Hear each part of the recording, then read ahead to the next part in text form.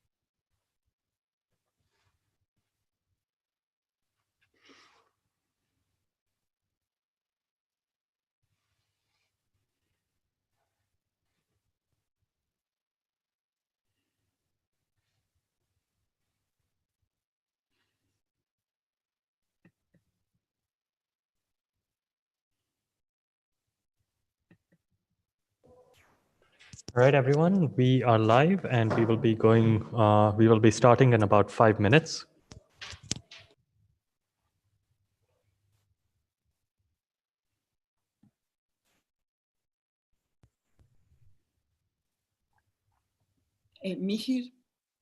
Mihir, Mihir? Mihir? Yes. I cannot open my Word and my Zoom at the same time. I've always could, but not now. Can I talk to someone of you on the side, not while the conference is live? Yes. I'm going to send you an email with my phone number. Good. You can give me a call. Good.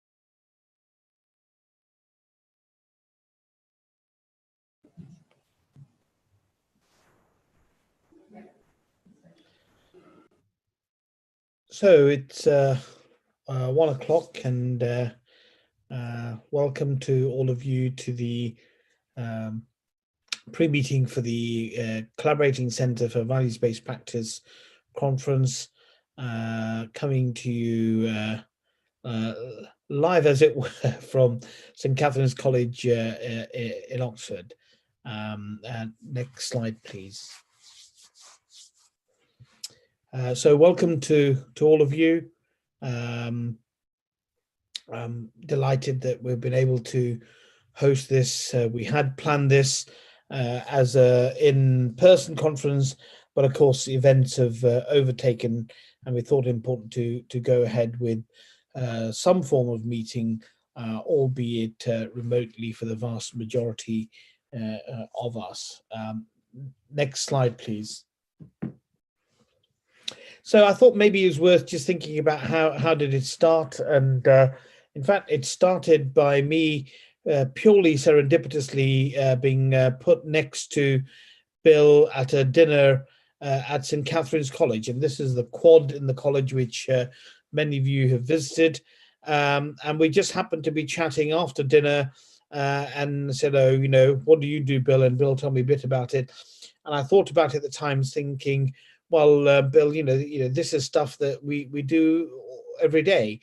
But as he talked a bit more, I realized that actually we weren't really doing values-based practice. We thought we were doing it, but much of what we were focused on, certainly in secondary care, in hospital-based medicine, seemed to be rather fitted around the service or around the clinicians, not necessarily always around the patients. So I said, look, we should talk a bit more about this. And Bill said, that's a very dangerous thing to say to me, because if you say, let's meet again and talk, I will contact you. And having had the go-ahead for me to make sure that I got chased, Bill certainly did. And that's how it really started. And it was purely a chance meeting, sitting next to Bill for dinner. And it turned out to be a rather fruitful dinner after all. Next slide, please. So we met up after that, and that's the sort of serendipitous thing that can happen in colleges like Oxford, where you are expected to come and sit to the next person at dinner, and you have no idea whether you'll be sitting next to a physicist, a philosopher, as it was my fortune to be that day with Bill, or a chemist or a historian, or somebody else outside your field, and that's the rather wonderful thing about it. Next slide, please. So what did we do? So we set up the centre early in 2015. We had our first advisory board meeting in July 2015, and we thought we would focus on three areas: in regulation and policy. And as regards that, we ended up with providing training sessions for the senior leaders in the Care Quality Commission, in NICE, in the Professional Standards Authority, the Academy of Medical Royal Colleges, and also roundtable discussions led by Bill with Lord Victor Adebowale in the House of Lords. In education, we set out, and over the last 5 years, we had intended to have 8 advanced study seminars a year, and we ended up with 50, as well as working with educational programs in 13 surgical specialties, but as also other professional groups, as you'll hear later on today, including radiographers, pharmacists, paramedics, primary care, occupational therapy, as well as osteopathy. And then we wanted to go ahead and set up research programs, and out of that, so far we have, over the last 5 years, 54 organizational partners, 174 individual partners, as well as 8 research networks. And you'll hear again today a small sampling of some of those networks and the richness that has come out of those. And whilst all this was going on, we also partnered up with CAPE, and you'll hear a bit about that from Laura, with the International Altogether Better Healthcare Conference in 2018, and 2016, and that had just under 700 participants. We also ran the first national conference called Montgomery and Me around consent and the new Montgomery ruling as it was then. Interesting that Baroness Hale, who then became the president of the Supreme Court, was in Oxford this week giving the Romanas lecture yesterday lunchtime, and we also ran a national meeting on talking about dying with Evan Davies. So that's just to give you a flavour of what we've done over the last 5 years and a couple of months. Next slide, please. And the people we need to thank are our inaugural advisory board, and I won't name them all, but they are on the website. But in particular, the chair of that, Roger Ainsworth, who is also the late Roger Ainsworth, I should say, the late master of St. Catherine's College, but helping Bill and I steer the idea for the centre through the governing body and the support of the 42 governing body fellows in saying that the centre could be hosted as a virtual centre at St. Catherine's, and the prime funding we had from the Laces Trust in getting the centre established and funding those advanced study seminars. And then finally, really all of you who are here today and many other colleagues who can't be here today, from the variety of professional groups, and each of those seminars we did insist that we involved patients and service users as an integral part of the collaborating centre's work. Next slide, please. So this is a photograph of Roger Ainsworth, and I'm pleased to say that despite his sad death last year, he was a great supporter of the centre, got it up and running, and gave us a lot of advice. And the college has in his memory named our new graduate centre the Ainsworth Graduate Centre at St. Catherine's.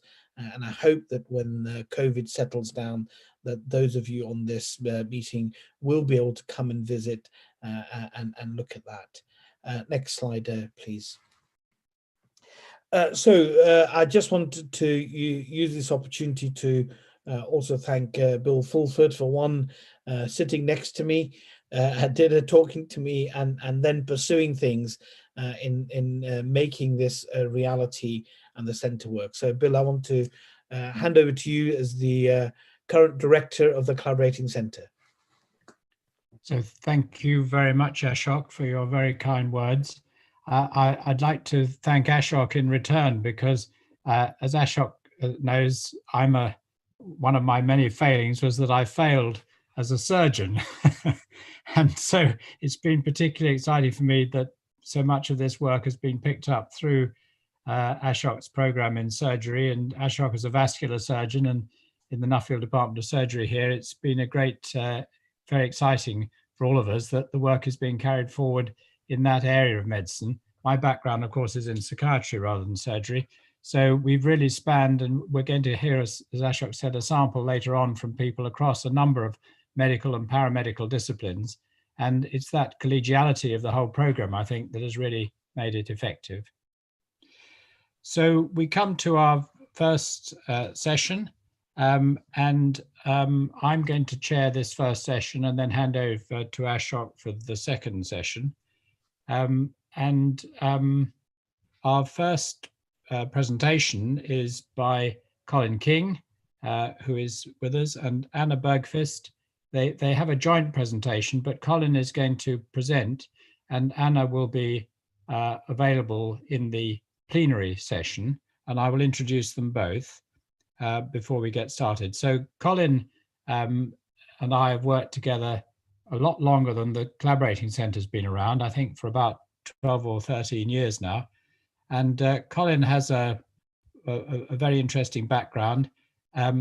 It's summed up, I think, Colin, if I dare say this, in the title of your forthcoming book, which is They Diagnosed Me as Schizophrenic, but I Was Just a Gemini. I hope you don't mind me mentioning that title, but it's an exciting book that's coming out. And as Colin has had that experience of being diagnosed as a schizophrenic, but actually it was one of those things that are at the heart of the work he's now doing, which is where young Black men are vastly overrepresented in psychiatry, and in particular being treated on an involuntary basis under the Mental Health Act. And that's at the heart of what Colin's network, the Whiteness and Race Equality Network, has been focusing on. Colin, you have a PhD from Goldsmiths, and you've been an approved social worker. You've got many backgrounds academically, but I think it would be helpful for everybody to know also that you have a fantastic track record in sport, and in particular in professional football.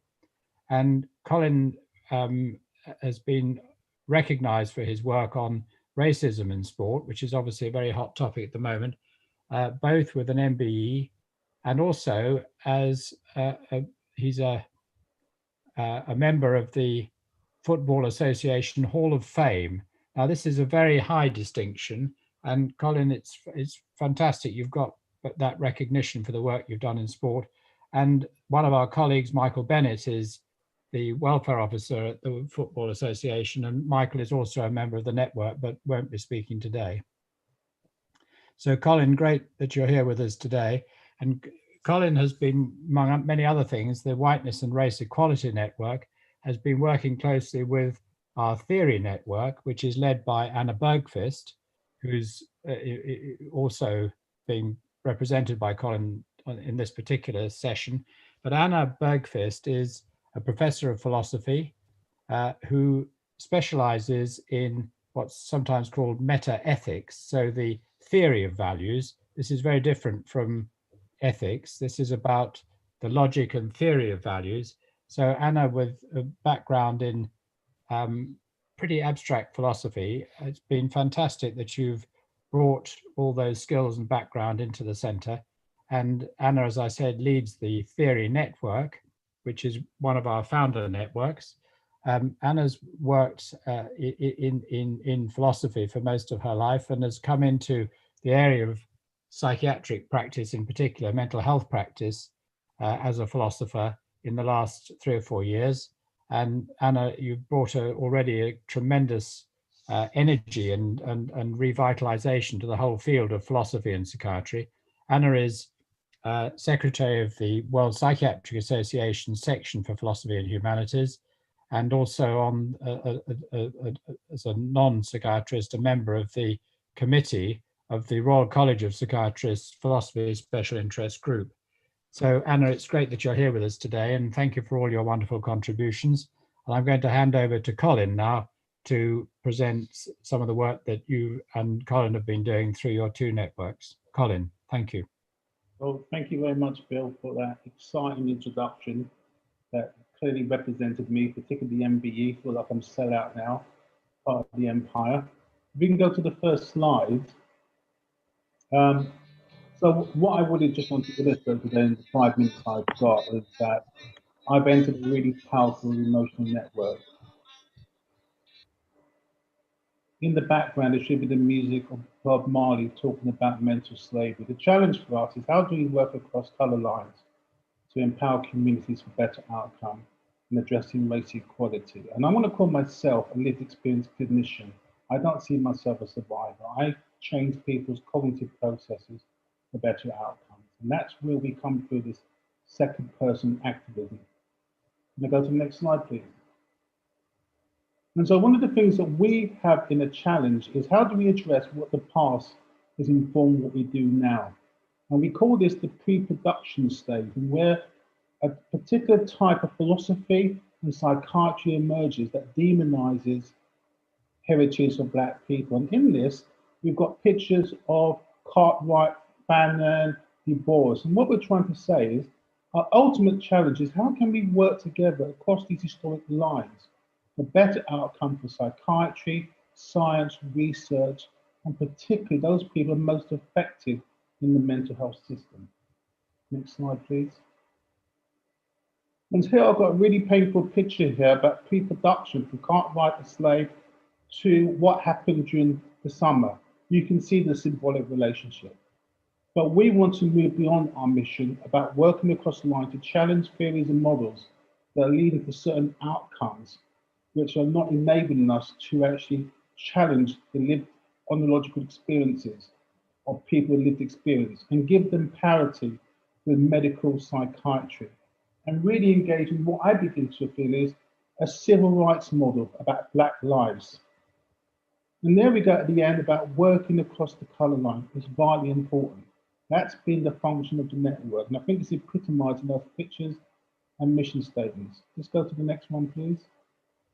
So the biggest challenge for me, achievements, is not what we've done, it's how we've changed people. One that listened to the short statement by a person who couldn't understand his whiteness, but begins to conceptualize it to a level which I think is absolutely brilliant. Can you play the tape, please? With Colin and this group is that, of course, that very reliability, right at the very heart of what we regard as best science, immediately excludes minority voices.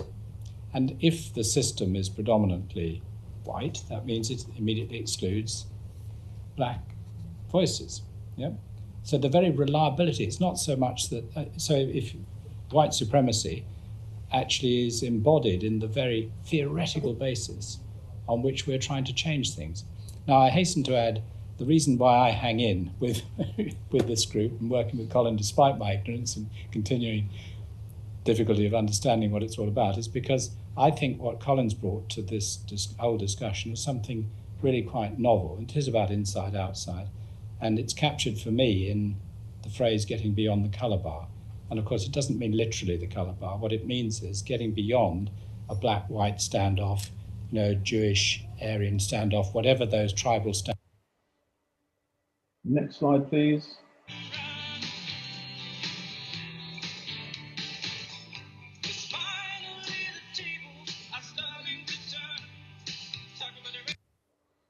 The music's epitomizing, is this a revolution? So the future for the network is impact, changing people's lives, ensuring releasing people of colour that are in prison.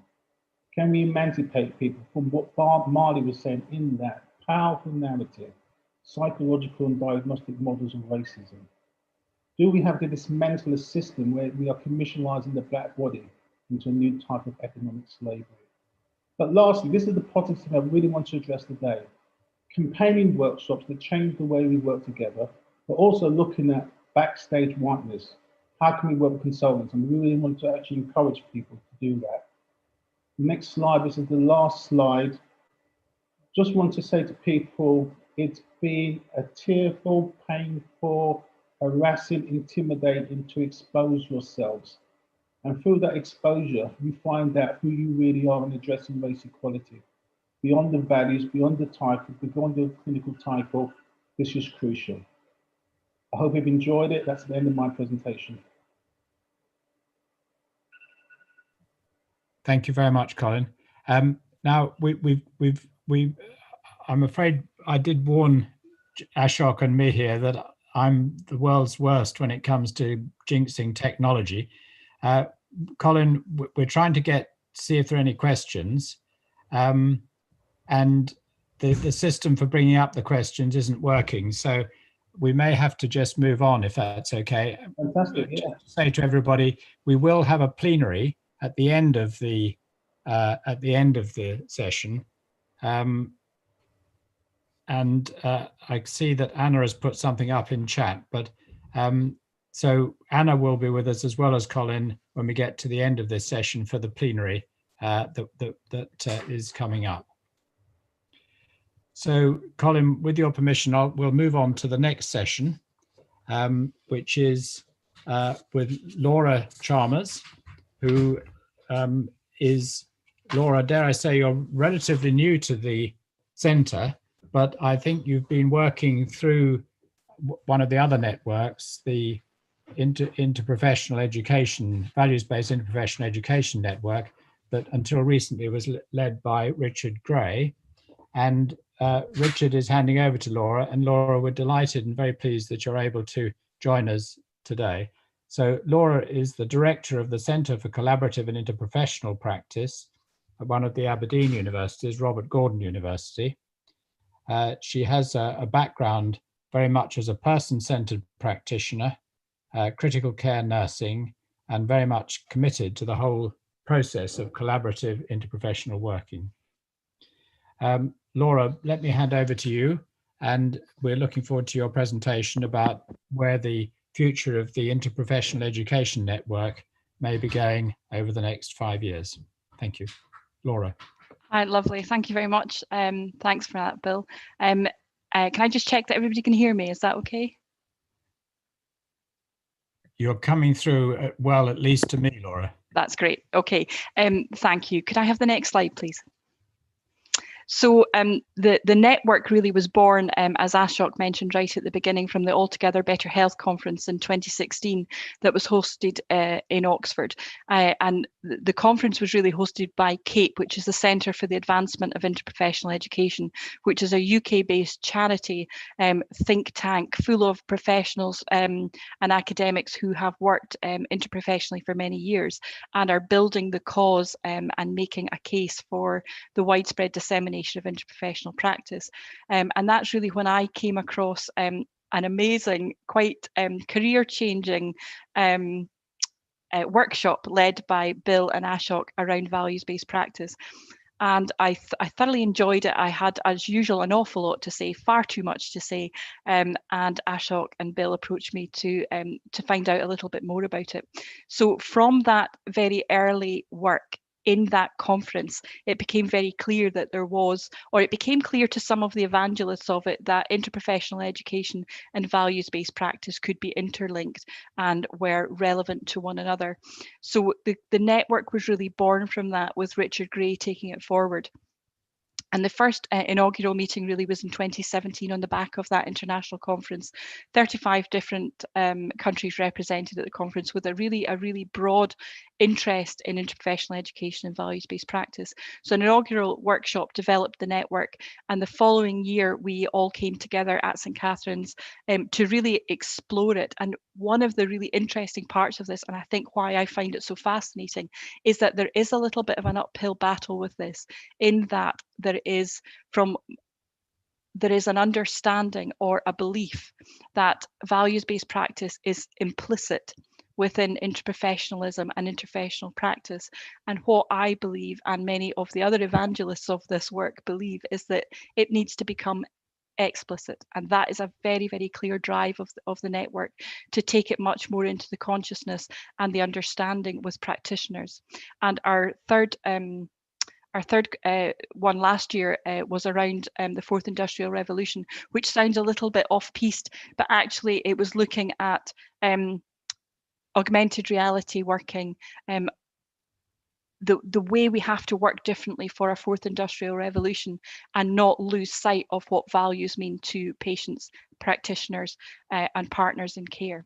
Next slide, please. So the vision of the 5-year plan is very much to move forward. I'm not going to read it for you, you'll be able to do that, but we are very clear how important this work is. I work with practitioners and academics who talk about person-centered care or patient-centered care very glibly, and it falls off and rolls off the tongue. However, when it comes down to it, when it comes down to the cold face of working with people with real needs and real problems, the values part of it can be very much a secondary issue, even though they will be able to tell you Adam van Eyten exactly what they think person-centered care is. So our role will be to keep marching forward to promote our activities externally. Next slide, please. And this looks like a really bizarre slide, so let me tell you just a little bit why I've put it there. Interprofessionalism, for those who might not really have a really great grasp of it, is really about the collaborative practice of learning with, from, and about one another, and having the skills in order to do that, the skills for robust consultation, of robust open-minded thinking, of teaming as a verb in all situations, of learning to team in rehearsal, of building resilience and grit across multi-professional, across interprofessional teams, where not only the science is blatantly clear in what the decisions we make, but it is with the two-foot approach of values being as equitable as the science. So active listening, patient-person safety, intergeneration working, positive interdependency within large-scale teams that changed on a daily basis, and doing that as we do certainly at Robert Gordon University is about underpinning that on day one of courses across the health and social care gamut. So the network is about really bringing values-based practice to the fore in interprofessional education across the piece. Next slide, please. Why do we need to do that? So I've got the top of there, the Fourth Industrial Revolution. Actually, right at the top of there, it should say people. our human work, why we need to develop interprofessional and values-based practice in a way that is useful to people, that is real and is meaningful and matters to people, capturing human capital. So all of the work that I look at around Fourth Industrial Revolution working for collaborative practice is all about the human being and capturing human thoughts and emotions as we build towards values-based practice. Moving away from professional tribalism, recognizing the values of oneself and of others and valuing them as much. Complex problem solving, a way of thinking, being wide open to listening actively to what others say and how we build in practice. Next slide, please. So I've only got a few minutes. I would love to talk about this longer. Unfortunately, Bill and Ashok can mute me, so I'll be very quick. But values-based practice in health and social care is evolving. It's becoming much more talked about. It's not the secondary aspect of decision making, but it has to be driven. And if I've learned anything from leading interprofessional education and now being much more closely involved with values-based practice, is that it has to be driven forward. It won't happen serendipitously. And many practitioners will think that they are already doing it, but actually when it comes down to decision making, are they actually doing it? Are they actually making decisions with, for and about, or are they doing it for themselves? So my goal in leading the network when I take over next week will be about making the implicit the explicit in interprofessional learning relating to values-based practice. Thank you. That's tremendous. Thank you very much, Laura. And you have brought us a little bit ahead of time. So, Laura, with your permission, I'll just go back because there was a question from Colin that they've managed to get through to me on the messaging system. Colin, can you hear me all right? There was a question. There was a question from one of the participants saying, could you tell us a little more about your book that I mentioned, the book we're working on at the moment? So the book is really about the process of being diagnosed with a disease which I attribute to a form of dephimania, which I see as slavery. And what the book is trying to celebrate is not just being a survival, but being in a reflective space where you can understand the mirror of your experiences is an indication of the practices that have evolved over 400 years and end up and transcend into a mental health cell, a prison, and go to the family. And what the book is trying to do uniquely is not trying to position it itself as being polarized or blaming whiteness. It's trying to celebrate from our learning experiences, how can we put models together from diverse worlds and diverse experiences for better outcomes through four different spaces. The pathology of the family as the first narrative of Black communities, the educational setting, so Laura's thing is really important in this. A fantastic book about how Black children are made educational subnormal, how those myths and mythologies of eugenics transfer into the mental health system. So we see it as an escalator that needs to be challenged at each stage, but we need to do it in co-production, in collaboration, across the colour line, the professional tribal lines, for better race equality outcomes. So the book has been refused 3 times. I'm nearly dead, because the most painful thing is writing about your personal experiences and selling your soul for outcomes for all professionals. Thank you very much, Colin. Laura, we've probably got the same problem, I think, with questions at the moment. So again, what I'll do, if you agree, is to move on. And then if we pick up specific questions for Laura, we can take that next. And Laura, Colin, and Anna, and Stella, who's speaking next, will all be available in a short plenary at the end of this session. So if you have questions, please keep sending them and we'll do our best to get them through. My apologies, I did warn all the organisers that I'm the world's worst at technology, so my apologies that we're finding it difficult picking up the questions. So our next speaker is Stella Villamia, who has been working with us for the last 2 or 3 years on a wonderful Marie Curie fellowship, which she won. Stella is one of our many project partners who's been very successful with her research bids. And Stella's a professor of philosophy, actually at the Complutense University in Madrid. And she describes herself as working on the philosophy of birth. And she does mean birth. She means birth as in human birth. And her project that she's been working on with the Marie Curie Fellowship is on controversies in childbirth from epistemology to practices, with a neat acronym of VOICE. So I think it captures much of her work in a couple of the titles of her recent publications. One is Reasoning from the Uterus, Casanova, Women's Agency and Philosophy of Birth. And then another one, When a Uterus Comes in the Door, Reason Goes Out the Window. So Stella, we want to hand over to you to tell us about your work in the philosophy of and values of childbirth. Thank you. Thank you. Stella, are you ready to go? Yes, I am ready. So when you're ready, go. But I am already online, yes? Yes. Yes, you are online, Stella. Good. Thank you. Thank you so much. Bill and Ashok do an amazing job in running the center. The warm support they have given me and to the project made all the difference. Bill, Ashok, thank you so much for your vision and for your trust. Yes, I do philosophy of birth. That is, I use the tools of philosophy to analyze the layers of meaning that permeate our practices around childbirth. Women around the world are demanding more freedom with respect to childbirth, from less medicalized care to elective cesareans for non-medical reasons, the whole spectrum. The recent United Nations Special Report on Violence Against Women, 2019, focuses on abuses during facility-based childbirth.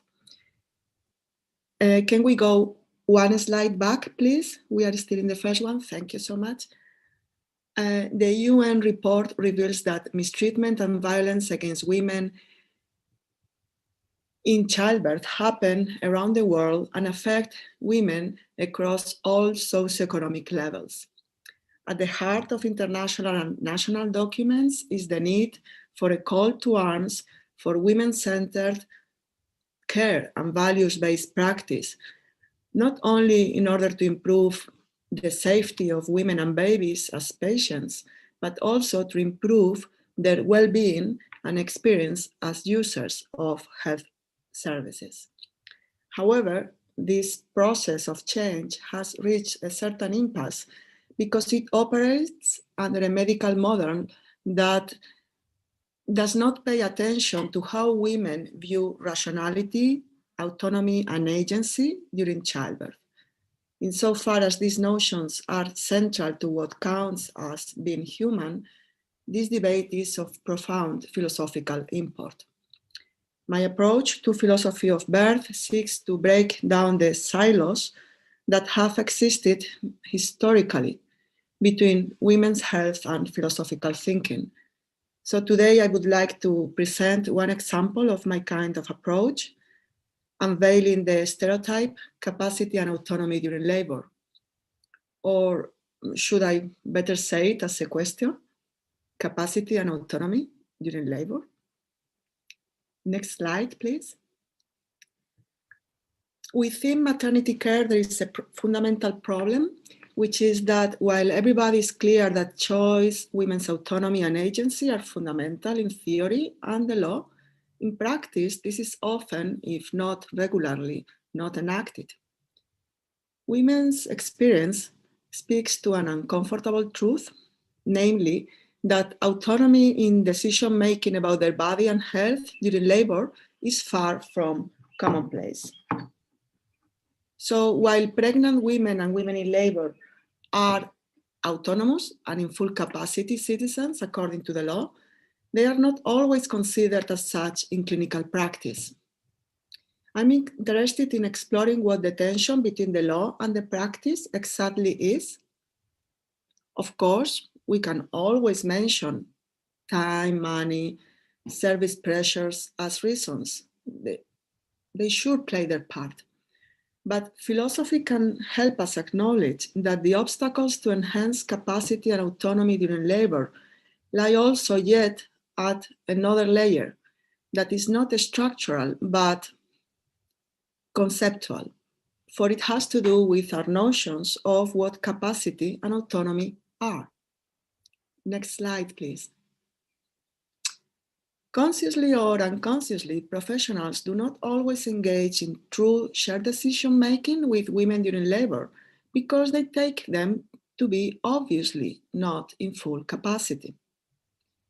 And why are women in labor obviously not in full capacity? Because their being in an altered state of body and consciousness is taken to deeply affect their capacity to retain and recall information and balance it in coming to a decision. Hence, what they say is taken to not necessarily convey what they mean, nor what they need, nor what is good for them and their babies. In short, women subject to the uterine influence do not reason well. Next slide, please. How have we arrived at this position?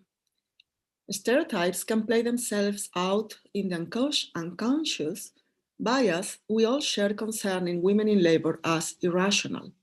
It takes awareness to ultimately challenge those narratives. Philosophy has an invaluable role to play in uncovering such assumptions. So I examined theories of female rationality and their application to women in labor to uncover a view from the front line of care delivery that frequently act as a barrier to establishing values-based practice as the norm in obstetrics and midwifery. Next slide, please. For those who are familiar with the history of ideas and the feminist analysis that help illuminate it, there are too many covertly active associations in the discourses and practices around childbirth not to be noticed. From this perspective, the debate on the rationality of women in the labor room is a pressing battlefield in which women's entitlement to full citizenship is at stake. Next slide, please, and final. And this should be the end. Of course, we would need now to discuss what the views on rationality and agency during labor are. And if you are interested, you'll find more on this in my recent publications. And please contact me if you want more details about them, like the recent articles that Bill mentioned when he introduced me. Thank you. Wonderful. Thank you very much, Stella. And could I thank all three of our speakers for keeping so wonderfully to time. And my apologies, we're having trouble with the questions, but a question has come through for you, Stella, which is, why do you think there is such a divide between women's experience and philosophy in care?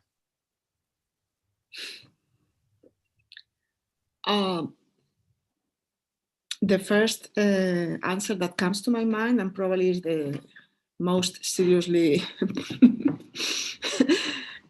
is that because philosophy and care have not been developed, not built, not designed, not thought for or by women who have delivered or who have given birth.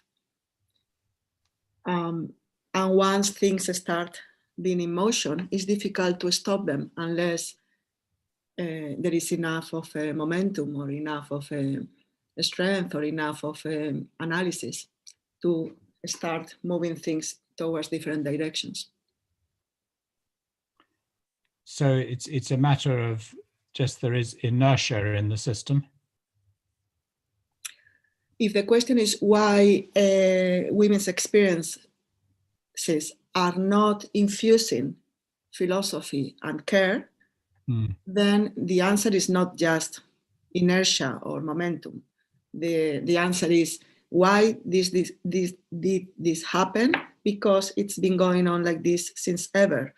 So to change it is not only needed to understand, it's needed action, it's needed intervention, and intervention by those who are agents in the field and who are also experts in the field, and women who give birth are. Thank you, Stella. So, and then there's another question. How do we best combat the challenges created by these perspectives of irrationality? So I think this is referring to what you said about, when the uterus comes in the door, rationality goes out the window. I think that's a quote from someone, isn't it? I'm sorry, but I did not understand the question. I can come back to the quote next, but what is the question then? So with that quote in mind, the question is, how do we combat the challenges created by that perspective that says women who are pregnant or having babies are almost by definition irrational? Mm-hmm. By realizing that stereotypes or prejudices affect us all. It is not something that stereotypes is a nice word for saying frames of thought, frameworks of thought, or worldviews. That would be also a very nice word. So stereotypes are not that easy to be shaken off. We all have them, and how to combat those stereotypes by understanding why were they built, towards what purpose, by whom, on which situation, and realizing whether those are the same questions that we have to answer now in a different way. Who says what, for what reason, in which context, towards what purpose, as political society and as individual, on an individual basis. And just asking the questions and answering them again would be a way to combat the stereotypes. Thank you, sir. I think this is a very good point to move to our panel discussion. So Anna, if you would like to join in to this as well. And I'm going to kick off with a question from Colin. Colin, can I pick this up in your words? So Black women are 5 times more likely to die in childbirth than white women. Can this be explained in terms of European philosophy of the African body and slavery? So throwing that challenging question from Colin out to the panel, Stella, I wonder if there are parallels with what you were saying about women's rationality and childbirth. Colin is absolutely right. And those numbers have been raised already in those panels or those places where decisions about structures can be taken. Now, the reason why Black women die 5 more times or are likely to die 5 more times are exactly the same as the reasons why they are X times more inclined or thrown for them to experience all kinds of things that white women are not thrown or inclined to experience. So I could just answer like in a broad way, what is going on with childbirth and race is the same as what is going on with X and race, which is, hey, really? Of course. On the other hand, exactly what I was saying is, if the questions about who designs healthcare services, for what purposes, towards which population, for example, towards women or not towards women, towards Black women or not towards Black women, etc. If we just place the questions and answer them now, not continue answering them as they were answered years, centuries ago, but even years, then we might have chances to address statistics as those sad ones. Thank you. Mute, Ken.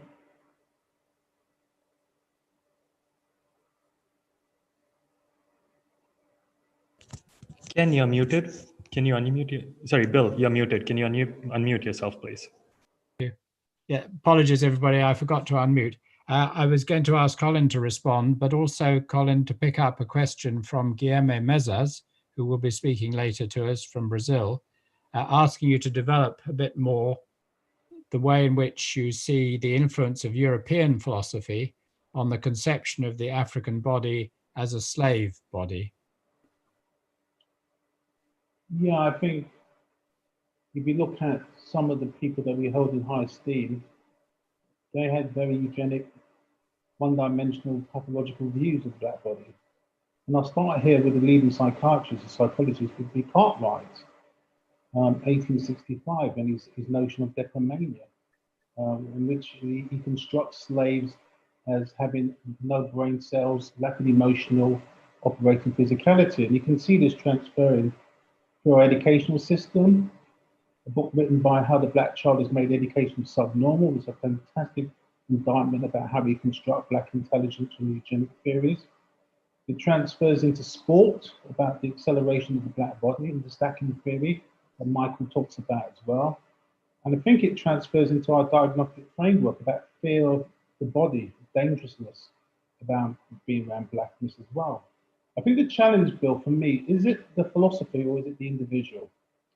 And I think where does values start and where do they end? Because I think the models are infinitely racialized in the way they're applied to intelligence and the body. We go like the Descartes. But people bring values from their external world, which actually accelerate that development and its application. And one thing about the body, everybody says that you should have more than one dimension. I've also described in my reports when I was younger as that big black guy, and that's perpetuated. And I think it was fantastic to hear about Stella about giving black women capacity and empowerment, and then telling them, this is what my body represents for me. Do not construct it through your philosophy. And then look at our Afrocentric theories like Fanon, like Du Bois, like Istanti, like Wessing, like Hooks. And the practitioners are not trained in that philosophy. They're trained in the European one-dimensional. Same like education, so you'll get a one-dimensional perspective. The challenge is that how we bring those things together in a collaboration, so we improve the ability for people to be more diverse in their value base and understanding and giving people capacity. I hope that answers some of the questions. Yes, that's wonderful. Thank you, Colin. I can see Stella wants to come in. And I'd just like to say that Colin and Anna have been working very much towards the ends that Colin is describing. And hadn't occurred to me before, but how closely some of the work Stella has been doing aligns with what Anna and Colin have been doing. Stella, do you want to come back? And then I'm going to ask Anna and then Laura to comment. Yeah, Stella. Stella, you need to unmute. I just read in the chat, health inequalities are endemic and no one seems to want to address them. And I wanted to link what Colin was saying with this intervention, because health inequalities are endemic, that's for sure. No one seems to want to address them. That seems to be the case. Now, once we want to address them, if we want to address them, then we are faced with the following situation. Different inequalities need different ways to be addressed. This is obvious, but it is very, very, very important to bear that in mind. That, for example, in relation to my topic, the way rationality has been constructed in relation to white women during labor is different than the way rationality has been constructed in relation to non-white women in labor. So while the big topic might be, why are we not rational? Why are we not entitled the capacity to reason while we are during labor? Is the same one? The answers are different, because if we want philosophy, the history of ideas, our culture, European colonialism, it doesn't matter how we name it, but the way the construction has been going on is more or less the same, but with nice twists here and there that are precisely what needs to be untied. Unless you find the key screw, you don't have the mechanism. Thank you. So I'm going to come to Laura in just a moment, but Anna, could you say a little bit about European philosophy and your take on this, and particularly some of the work maybe you've been doing recently on relational autonomy and evaluative perception, and how this bears on these debates? Yes, so I shall not attempt an account of the European philosophy in a minute, but what I will emphasize is precisely the alternative way of thinking of both autonomy, but also values, or personal values, in a relational way. So once you start reimagining the very concept of subjectivity in relational terms, then you also have a way of working kind of with, or at least acknowledging, what we may think of as psychiatrists' othering problem, whereby you always have a standoff between me and the other. There is almost like an inbuilt adversary in there, and I think that might also apply to various standpoints, also in relation to embodied autonomy. So that's one thing that I have been trying to work on theoretically, to unpack actually what it means, that relational turn. And what's interesting, I think, is that it's more than a theoretical model, in a sense that if you take on the quest on relationality, there is an element of risk, whereby you need to some extent unmask yourself for authenticity in the relational encounter. So, that's real sense of perspective taken. Thank you very much, Anna. Laura, I was going to ask you if you could tell us a little bit your take on this from an interprofessional perspective, because much of this debate has been framed in terms of the physician, the doctor, and implicitly it's a male doctor. In my head, perhaps that's my stereotype, but I think many of the questions appear like that. And of course, there's a strong move, as you've described, towards multidisciplinarity, interprofessional working. And I wonder if this could help us, but could I tie it to a particular question that's come in, which is, what do you do when a mother's birth plan is at odds with the physician's recommendations of best practices for the situation? I know, Stella, this is something that you've looked at very specifically, but could I ask Laura to comment first from your perspective in interprofessional and collaborative practice? Gosh, yes, I will try my best to answer that. The interprofessional and collaborative practice element, I think very much like values-based practice, at times can be seen as a secondary notion, and a physician's decision-making can trump all else. However, my view going forward really is that there is a much greater view for collaborative decision-making and collaborative leadership. And collaborative leadership, I think we are quite a long way off from, but there is definitely a greater view that it's important to decisions such as clinical decisions making in a labour suite. Obviously should be between whoever that physician is, whether that physician is a midwife and the mother to be, and anybody else who is party to that for that person's healthcare.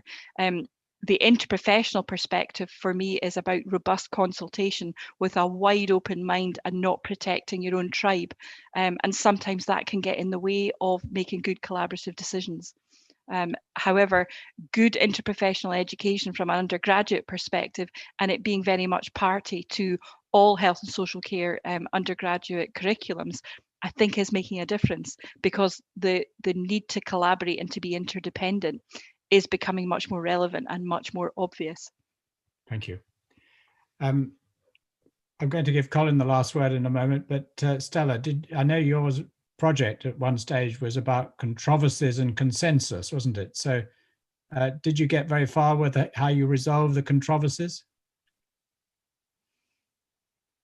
Could you unmute?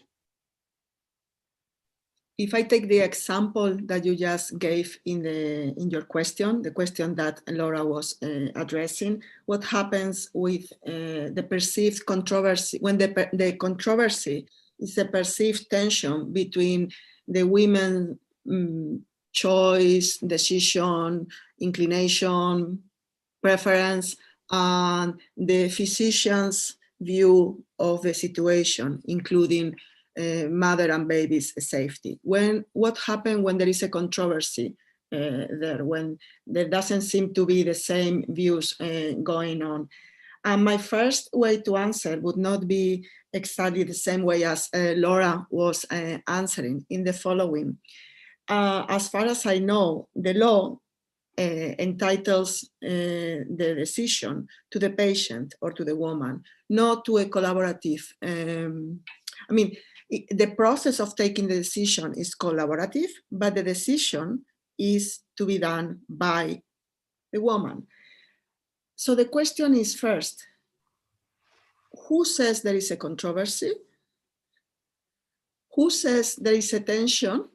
Why the tension is there? Why there is no tension? There is someone who has a view of the situation. And if that someone is the patient in general, then it is also the patient in particular, when it is the labor suit as well.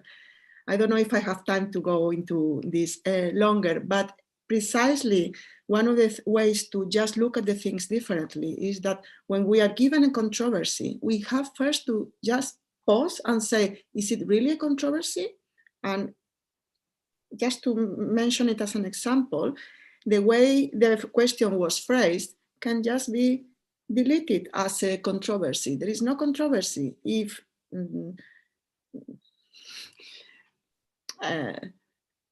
there is tension, then the law gives it to the mother. That's it. Yes. So, there are many things to say, but yes, at the moment, at least we know what the law says. Thank you for mentioning the law, because, of course, we have the Montgomery ruling, which was derived from a Scottish case, but was a UK Supreme Court ruling and applies across the board in the UK, which makes dialogue and mutual understanding central to consent.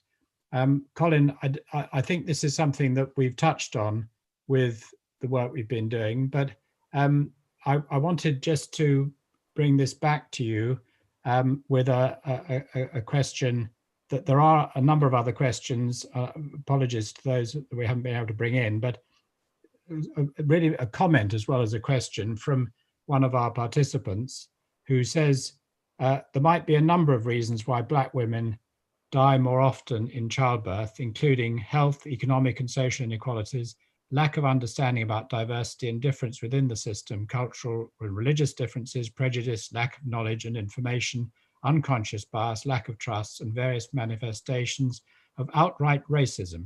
The latter is something we tend to avoid talking about, but it's a real issue. How do we address this sensitive issue? So can we come back, Colin, if you'd like to have the last word in this panel? I think we've got to talk about whether we're defining. Colin, apologies. Could you lean forward a bit and speak slightly louder? Yeah, can you hear me now? Yep. I think we've got to produce an exploratory space where we can be honest about decolonizing our own selves and being honest about how we see these issues. I think there's propensity to think that if we decolonize curriculums, institutions, that practices don't change. They don't. I'm going to say something that I'm really kind of upset about is that when we have these discussions, and I think it's a fantastic question, what gets marginalized and lost is the lived experience. And the voice, the model, the ontological, the epistemological position of the lived experience. And that should be the central strategic driver that informs the debate. Because if we are looking at cultural competencies, we're challenging institutional racism, we're challenging healthcare, and then at the end of the debate, we're having the same outcomes, something is seriously wrong about what we're doing. And it's okay to talk about philosophy, the impact of philosophy, the relationship, but it must have an impact on practice and outcome for the lived experience. And just lastly, we've got to be more comfortable about talking about whiteness and what whiteness is in terms of race equality, because whiteness constructs other things as well. And once we talk about that, we can go to all those interrelated identities, which I'm not allowed to have. And so this is a really powerful discussion that should start today. And we should begin to, at the end of it, have we made a change to the lives of the people who are incarcerated in mental health systems, that have died in mental health systems, that have taken their lives in mental health systems? For me, that's the real outcome. Thank you, Colin. So, Colin, you've as ever given us a very challenging endpoint, which is we're all used to talking. What matters is impact. And I think bringing the lived experience more fully into the way we move forward over the next 5 years in order to achieve impact is going to be crucial. But we have run out of time, and thank you to all our panelists, to Colin and Anna, to Laura and to Stella. We've had a fantastic first session. As Ashok said at the beginning, we've only been able to ask a small selection of a range of wonderful people doing amazing work through the networks and advanced studies seminars. But thank you very much for that wonderful first session. I'll hand back to Ashok to chair the second session. Thank you. Well, thank you, Bill, and what a start to the conference with this amazing session. And I guess we've only really been able to give people a short period of time to get a taster, and I hope that people will be able to, particularly with the new era of remote access, to access more of our advanced studies seminars and network meetings in the months to come. So moving on to the second session. This session is around a key part of the work of the Centre on Education. I think it goes to the heart of what Colin was saying, that the first part is being aware of the issues and problems, and that includes values-based practice. And the next bit is to educate. And I guess from the education point of view, we wanted to have a 360-degree approach to it on the basis that we need to approach everybody, but also we've got to think about the next generation, and sometimes you just have to start where you can. So in this, again, we've got a selection of the work going on in education today to just showcase some of the areas. And the first speaker, I have great pleasure in introducing Joel Ward. Joel is a surgical trainee in Oxford. He also happens to be a lecturer at St Catherine's College and is an academic visitor to the Nuffield Department of Surgical Sciences. His interest in values-based practice grew from exposure to the Collaborating Centre whilst he was still a clinical student in Oxford. And he has since published on the importance of values-based practice throughout the medical field, including collaborating with pharmacists, those in palliative care, critical care, etc. He leads our undergraduate education program for the Collaborating Centre, where every first-year clinical student has a seminar on values-based practice. So Joel, thank you for agreeing to speak, and welcome. I'll hand over to you. Thank you very much for those kind introductory words. I'm delighted today to be talking about what we teach and how we teach it in regarding values-based practice for undergraduate medical education. Next slide, please. I think the first thing to consider is why bother teaching students at all? And at the risk of preaching to the choir somewhat, I think I want to use this infographic on the right, which I think really explains how evidence-based medicine was conceived and how it should be taught to medical students. We have a particular patient with a particular problem. We use the evidence gathered from all of our clinical research, and that forms the start of the filter, which we then put through our clinical expertise to work out which aspects of those should apply to that patient in front of us. Then we use values-based practice to incorporate the patient's preferences to make sure that we're able to come to a satisfactory shared decision with them, incorporating them in that process. And I think one of the criticisms that's been levied before about teaching medical students is perhaps they haven't been put into those scenarios yet where values-based practice is something that they are actively able to use, and thus some of the nuances may be lost in them. But actually, I absolutely refute this, and I think this is a fantastic opportunity to help us frame how they acquire the rest of the knowledge they learn over medical school, and how we teach sort of the rest of the syllabus, particularly the evidence-based medicine cohort, which sort of dominates the syllabus for the most part, and allows us to help shape modern practice through modern physicians. Next slide, please. So how do we do it? This is a great photo of illustration that I've borrowed from one of my colleagues, and it talks about the transfer of knowledge and how actually historically we used to think of it sort of like water or tea, to pour it into our students' empty vessels, and we just sort of chalk and talk and hope that they absorb it. But values-based practice is something far more profound and more complex, and something you can just lecture on. So we definitely incorporate them very very thoroughly into the learning process through sort of audience participation. And the first thing that we do is we review the diversity and unpredictability of values within the room. And you have to remember that the students themselves are all studying the same course at the same university, and hence hold the same goals, theoretically, of becoming doctors. So in theory, they would not realize that they have such a diversity of values. And then we ask them to apply that to their patient cohort, which are exponentially more diverse.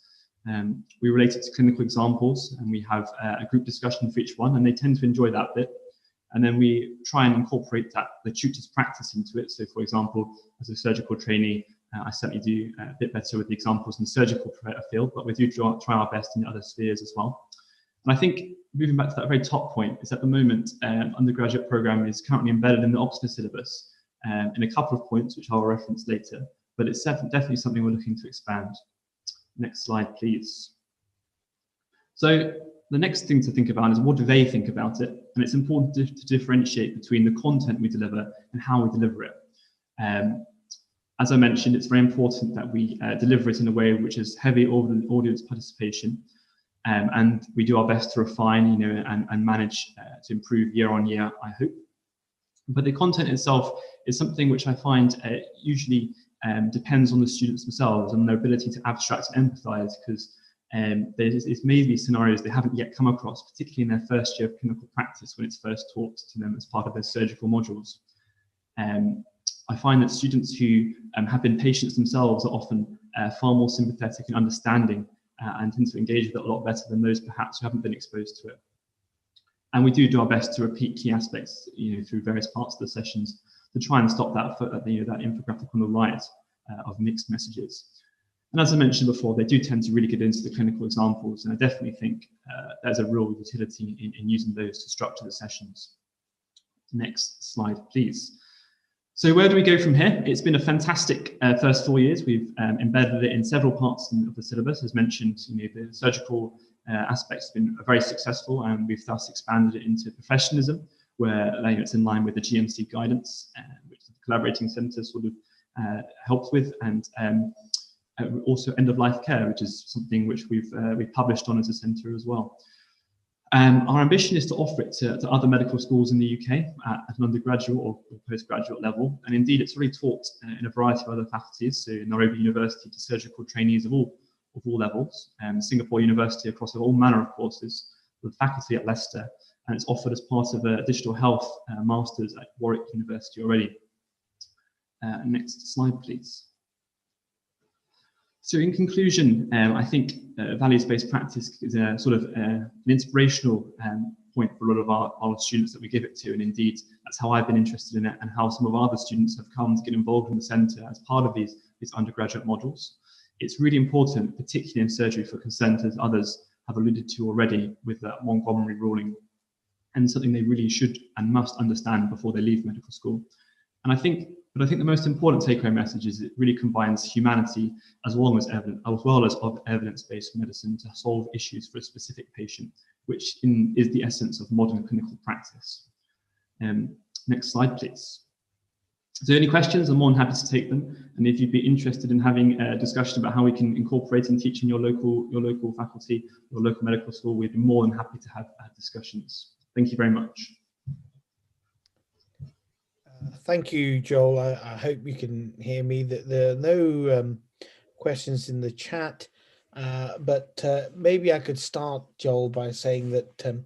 So, of course, it's great that we teach them in the program that you lead as medical students. But of course, when they leave that training room and they go off on the wards and in the clinic and in the emergency room, the role models don't necessarily practice it.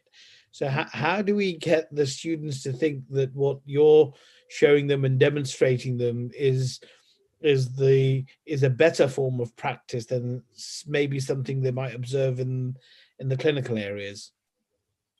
No, thank you. That's a very good question, and it's one of the main challenges actually that we face. I didn't feel I had enough time in the slides to really reference that, but it is something that we do think about and refine.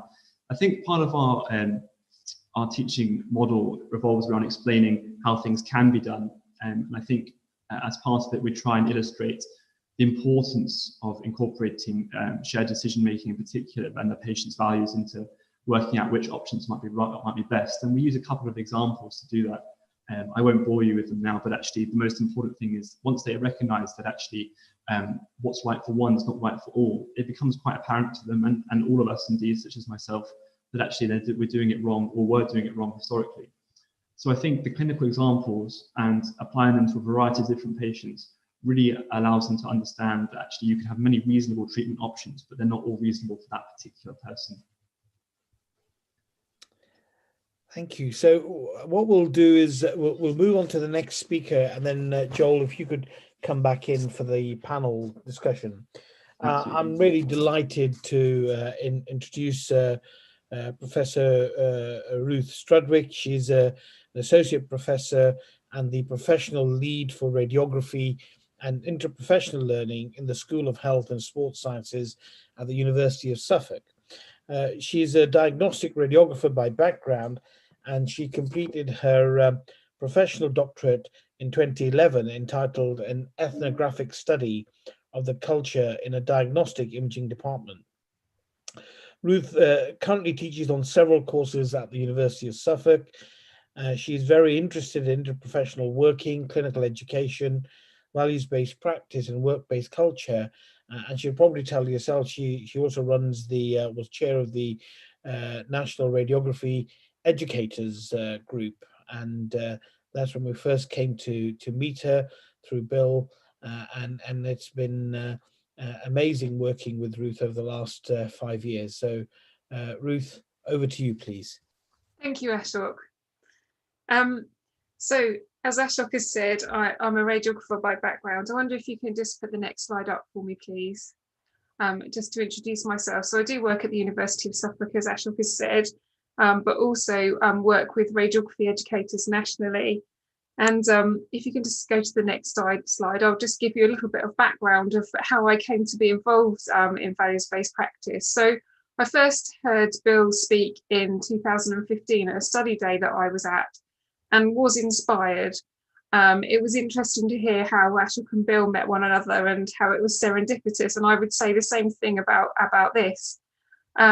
After his presentation, I invited him to come and speak at a study day at the Society and College of Radiographers in 2016. And it was a study day when we were looking at sort of patient care and the role of the radiographer. And it really sparked an interest for me in values-based practice and also others who were at the study day.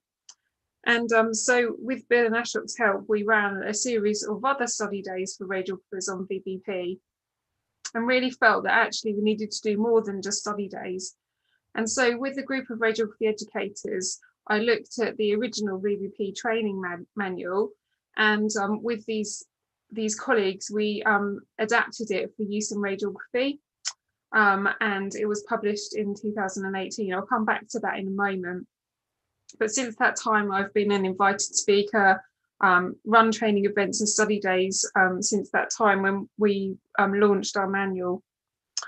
For those of you who don't know, radiographers, there's two professions within radiography, so diagnostic and therapeutic radiographers. I'm a diagnostic radiographer, and our role is to image patients to find out what's wrong with them, really. So using a variety of different imaging techniques, X-ray, ultrasound, CT, MRI, radionuclide imaging. I could go on. And therapeutic radiographers use X-rays to treat patients who mainly have cancer. But our VBP training manual was really targeted at both groups of radiographers, really helping them to think about how they can use values-based practice in their own particular field. Please could I have the next slide? So values-based practice absolutely fits in radiography, even though we spend a very short period of time with our patients, either as a diagnostic or a therapeutic radiographer. We still need to think about what's important to the patient. And so when I'm training, I refer them back to our standards of proficiency, the Health and Care Professions Council 2013. And there are 3 particular statements that I refer people to when they're thinking about how does VBP fit with my practice. So understanding the need to respect and uphold the rights, dignity, values and autonomy of service users, including their role in the diagnostic and therapeutic process and in maintaining health and well-being.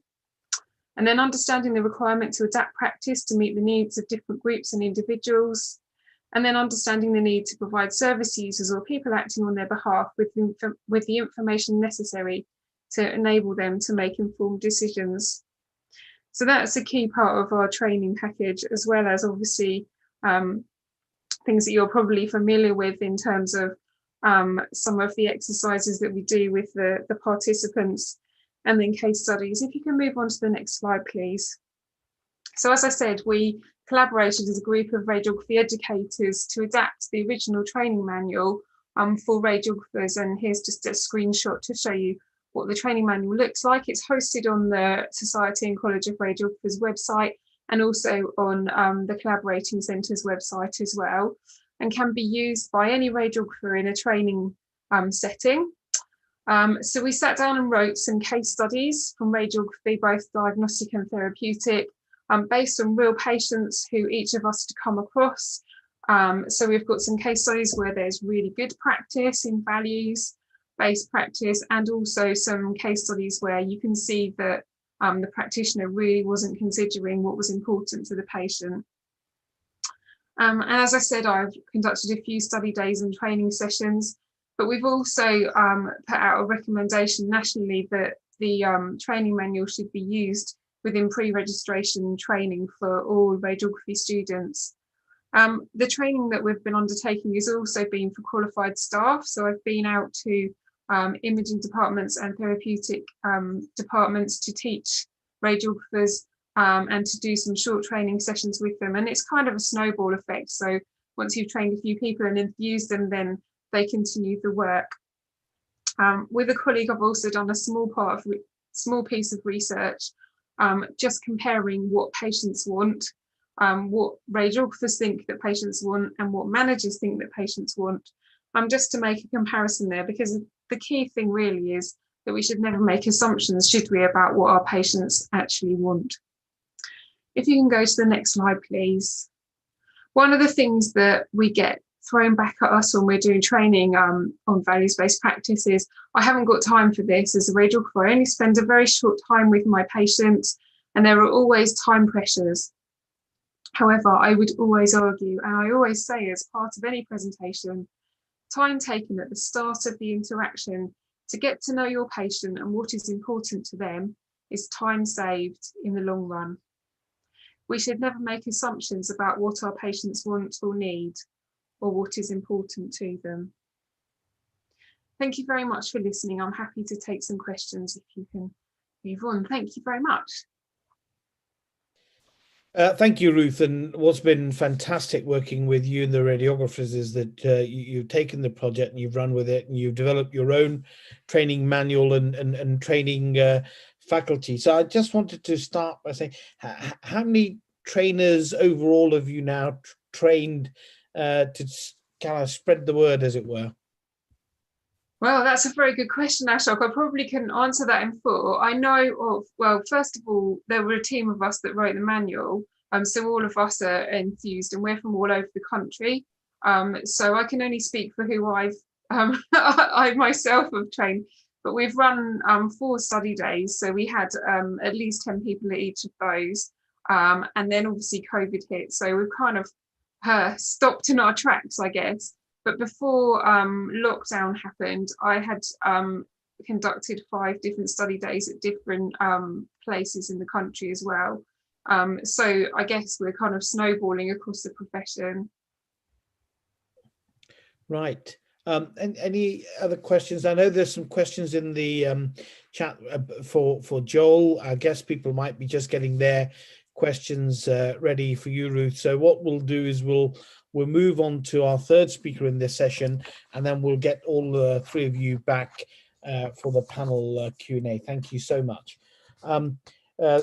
Well, thank goodness we've had the team going on, because poor Georgette, our next speaker, has had real trouble getting logged in and so on, but I'm delighted to say that she's with us. So again, such a pleasure to introduce Georgette Eaton. She's a clinical academic advanced paramedic.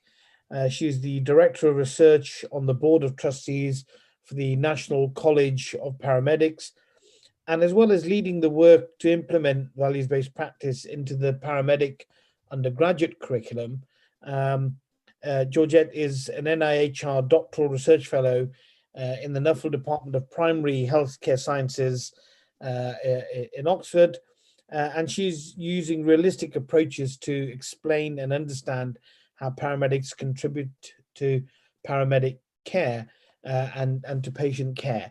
And I think Georgette is also actually registered as a student at St. Catherine's College. So there's a bit of a theme building here that we hopefully people migrate to us. So Georgette, over to you, and then we'll have questions for the whole panel later.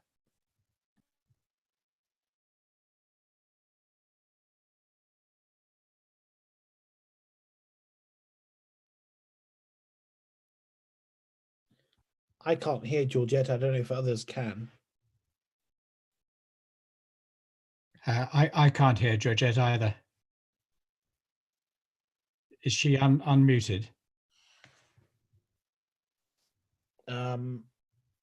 Okay, looks like our first technical hitch. I don't know if Mihir can hear us.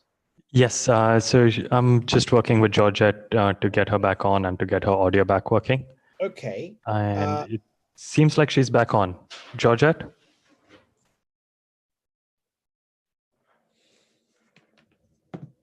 No. Okay. What we'll do is, while the team are working on that, if I could ask Ruth and Joel to come back online, and I can. So I'm here. Oh, Can now we anyone can hear hear me? you. Great. She seems to be muted now.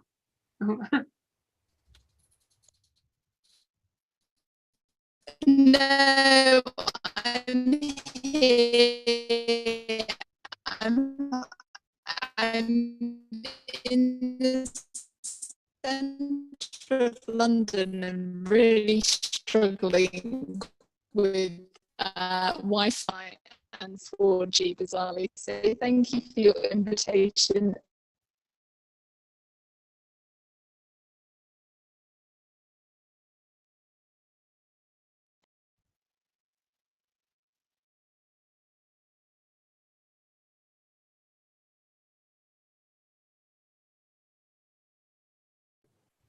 Ashok, I think you should continue with the panel as you were just starting out, and we will work with Georgette to get her back on after the panel.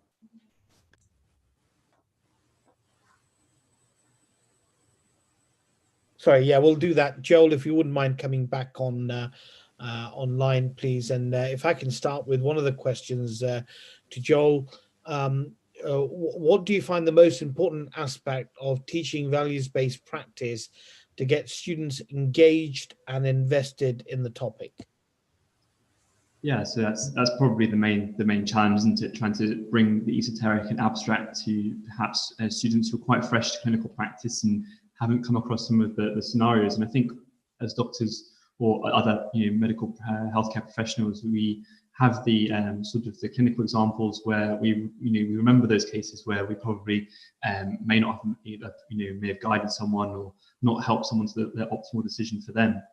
So I think really it is about making sure that they understand the diversity of values amongst themselves, and how that can be reflected in their patient cohort, because just because one person thinks one thing really doesn't mean that the rest of the cohort themselves nor their patients, and that realization really opens their eyes to understanding that there are many ways within medicine to provide treatment and care in most scenarios, and to once you start to appreciate that not everyone holds and values the same things, it's usually quite a natural progression that they're able to decide that what might fit one might not fit all. So I think in order to achieve that, it's about, as I said, the realization on the diversity of values. It's the realization on that there isn't only one way to practice medicine, and those two things, when tied together, I'm very lucky to work with a very high achieving cohort of medical students, and they usually put both of those two together. Thank you. Ruth, a question for you. Have you seen an impact from introducing this teaching program in radiology?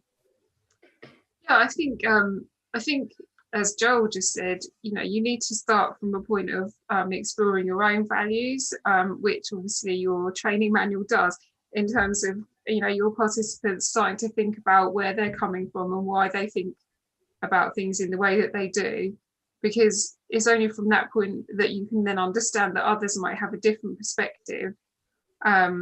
And yes, there's been quite a movement within radiography to start thinking about person-centered care, values-based practice. There are other ways of expressing it, but really putting the patient first and not making assumptions about how they want their imaging to be conducted or how they want their treatment to be conducted as well. So this whole thing about involving the patient and allowing them to make decisions rather than doing to them. And there's certainly been a sea change within the radiography profession probably in the last 5 to 6 years, I would say. So the question, sorry, it's Bill here. I'm not using the technology very effectively. I just wanted to pick up on what Ruth just said and what Joel just said. Ruth, my recollection when we were working on this is that among radiography practitioners, the mammography service tended to get very good patient feedback. And of course, the mammography service above all is under time pressure. I wondered if you'd like to comment on that. Yeah, I think at the end of my presentation, I just kind of alluded to that, because a lot of the radiographers, when we've trained them, or students have said, I don't have time to do this. I don't have time to ask the patient all these questions to find out where they're coming from. But actually, it doesn't take very long to establish a little bit about your patient and to understand their perspective. And if you take some time to get to know them, even introducing yourself properly and finding out what their name is, what they would like to be called, what's happened to them, and explaining in a detailed way what it is you're going to be doing, taking that time at the start of the interaction actually makes it quicker, because once you've got their trust and you've explained things carefully to them and understood what their perspective is, you can have a much better interaction with your patient. So there's a question to both of you from Arnaud to say, how do you overcome the resistance from some students or colleagues? Maybe Joel could start with that. Yeah, that's a tricky one. I think to take them both independently in turn. So unfortunately, as I sort of referenced, some students don't really understand what the points that we try and deliver. And I think part of the ongoing challenge as part of the education program really is to work out a better way to connect with those students, because I like to say how successful we've been on the broad front, but actually there are a subset of students who leave our education course and may think that was probably a waste of time. That was an easy Friday afternoon. I got a bit of a nap in, and I think the difficulty or the strategies I've tried, to outline, I've outlined all the ones we try already, and I think there's a few other bits and pieces, tricks up the sleeve. Firstly, there's a lot of in a session where most people engage with it, I find that if you can get 60 to 70% of people actively engaging with the whole process, the remaining 30% usually just muck in as well to fit in, and therefore they learn a lot by osmosis and by trying. But I think really, there are some people who I really don't get through to, and I think those are individuals who really are very didactically, scientifically driven. They believe a lot in data. They don't yet have sufficient or much exposure to real world diversity and values, and the first part of exercise doesn't really, they can't relate to it. So I think there's probably some optimization that I need to do, or we need to do, the team as a centre there. And the second one was a very good point as well, colleagues. And I think that was best exemplified when I was a second year as a doctor, and without naming any individuals, someone who's very senior in my training program sort of said, "Oh, I see you've done this. Well, that's a load of rubbish," basically, or words to that effect. And I remember thinking at the time, well, that's not a very nice sentiment to say. Even if you think someone's work's rubbish, that's fine. I wouldn't necessarily say that's a good thing. And secondly, it was quite confrontational, because they saw it, I think, or perceived it as a very soft idea, and actually they didn't understand the importance of it. And I think, so with confrontational colleagues, it's definitely around sort of redirecting and trying to inform in a very non-confrontational way. Pushed for time, so I'm going to butt in and just see if Ruth's got an answer to that. And actually, this is a question that Andrew Papanikidis was also interested in. How do we get the trainers trained? So I totally agree with what Joel said about students, and actually I think one of the things that we face also, because our students do 40% academic, 60% practice, they often come into the classroom sort of halfway through their program and are contaminated, is probably not the right word, but by the radiographers that they've seen in practice, who aren't always patient-centered and don't always value the patient's preferences. And so they say, well, I've not seen that happen in practice, so how can I possibly do that? And one of the reasons that I went into education in the first place was really to be a change maker. And through my students and my own kind of, work, is to try and kind of embed some of those changes into practice through the students. And I think they are in that position where they can question in a nice way, oh, why have you done it like that? I haven't seen that before, or could we do this or something? So I think with students, it's trying to engage them, isn't it, in the process and trying to get them on board, really. But with colleagues, yes, it is tricky, and I think you've got to give examples of how it is going to make a difference. So if you can get testimonies from patients or some examples from practice to use to support you, then I think that's a good way forward. Thank you. So I think we're now okay for Georgette to give her talk, and then we'll have a couple more questions on the chat, which I'll pick up, particularly one around cross-cultural boundaries. So Georgette, there we go.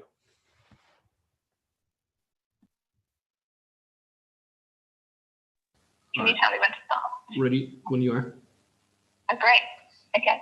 Thank you for your invitation to join you this afternoon. I'll be talking about the work that the College of Paramedics has done to incorporate values-based practice into the undergraduate curriculum. Next slide, please. So as you'll know, as a consequence of the large-scale failings of the Mid-Staff Hospital Trust highlighted in Francis' inquiry, the NHS adopted a series of values, and these foundational values of healthcare were enforced into the UK paramedic undergraduate curriculum to ensure that paramedics that produce them could enter the workforce on completion. By coincidence, and at time I was a student at St Catherine's, I opened a collaboration centre that made me realise that to enter truly into the conversation where patients are discussed and listened to, the clinician needs to be able to understand their value standpoints. This was actually a topic of my postgraduate master's dissertation, and I presented my findings to the Education Advisory Group within the professional body, the College of Paramedics. Next slide, please. So in 2019, members of the Education Advisory Committee and the Forum for Higher Education and Paramedic Science and student paramedics attended a values-based practice workshop to learn more and develop the place of values in the paramedic curriculum. And this was supported by Professor Bill Fulford and Associate Professor Ashok Kanda. And the group were able to consider the role of values-based practice and how it would be added into the undergraduate curriculum. Next slide, please. And what we've done, we include our output in the next edition of the UK Paramedic Curriculum Guidance, and that was actually published last year. And our overall aim was to ensure that paramedics continue to give the best care to each patient and highlight the role of values in patient care. Next slide, please. So to incorporate it into the curriculum, we worked with the Collaborators Centre to produce a values toolkit, recognising that values-based practice would largely be quite a new consideration for paramedic educators. And the purpose of this toolkit is to augment the teaching of values-based practice in paramedic education as an adjunct to the current undergraduate curriculum. So we have a slide set, a handbook, case studies, and a document for take-home tweaks as well. Next slide, please. As of November this year, 93 out of 104 higher education institutions delivering paramedic education have implemented the toolkit into their teaching. And one of the successes for this uptake is the paramedic focus of the toolkit we produced. So case studies are specific to the profession, noting that paramedics work in a range of clinical settings, not just the ambulance service, and that helps demonstrate its relevance. In creating the toolkit, we produce materials for the lecturers to deliver, which I'm sure anyone who works in education will consider a bonus, and I think that's what really improved that uptake. Next slide, please. So I have to say a really big thank you to the Collaborators Centre for hosting us and helping us incorporate this into our curriculum. Now, when I talk of values and practice, other paramedics understand concerns and understand this viewpoint, and values are really considered in the decision-making approach for patient care, and this work is ensuring the profession continues to give care to the highest standard for the new generations of paramedics that come through. Thank you. Thank you, Georgette. I'm so glad you got there, and you kept so calm despite the stress that I would certainly be feeling if I were in your shoes. So thank you so much for that. If I could just start with a couple of things. One, does that mean that we now have values-based practice embedded in the curriculum for all paramedics as of 2020? We may have lost Georgette again. Yes, that's right. So the update was made earlier in the year, or actually last year before COVID. And then we've worked to ensure that we're training the educators that are delivering this as part of the curriculum. So as of November this year, it's been rolled out completely successfully in 93 out of 104, which is really exciting. Right, and what Bill and I were really amazed with is how you had got your national committee and curriculum, all the key opinion leaders together to get this on the curriculum. So is there some secret you could pass on to other professional groups, and how do you get this done? I think because philosophy and sort of part of ethics and morality is something that is really missing from the paramedic curriculum historically. There was an interest in values because it's very new. And I think that really helps it. And also, this is off the back of the Francis inquiry and the move for ambulance services in particular to have values-based recruitment. So I think these three things together really helped make it interesting for our profession at that time. And ultimately, I just approached the College of Paramedics, of which I'm now a board member, and said, look, this is what I've done. I think it's really, really important. And I'm really lucky that my professional college was receptive to that. Right. If Ruth and Joel could also come on board, there are a few questions for that some of you may want to answer. So one of the question is, if values-based practice can be taught, can it be assessed? I don't know if any of you have an answer to that.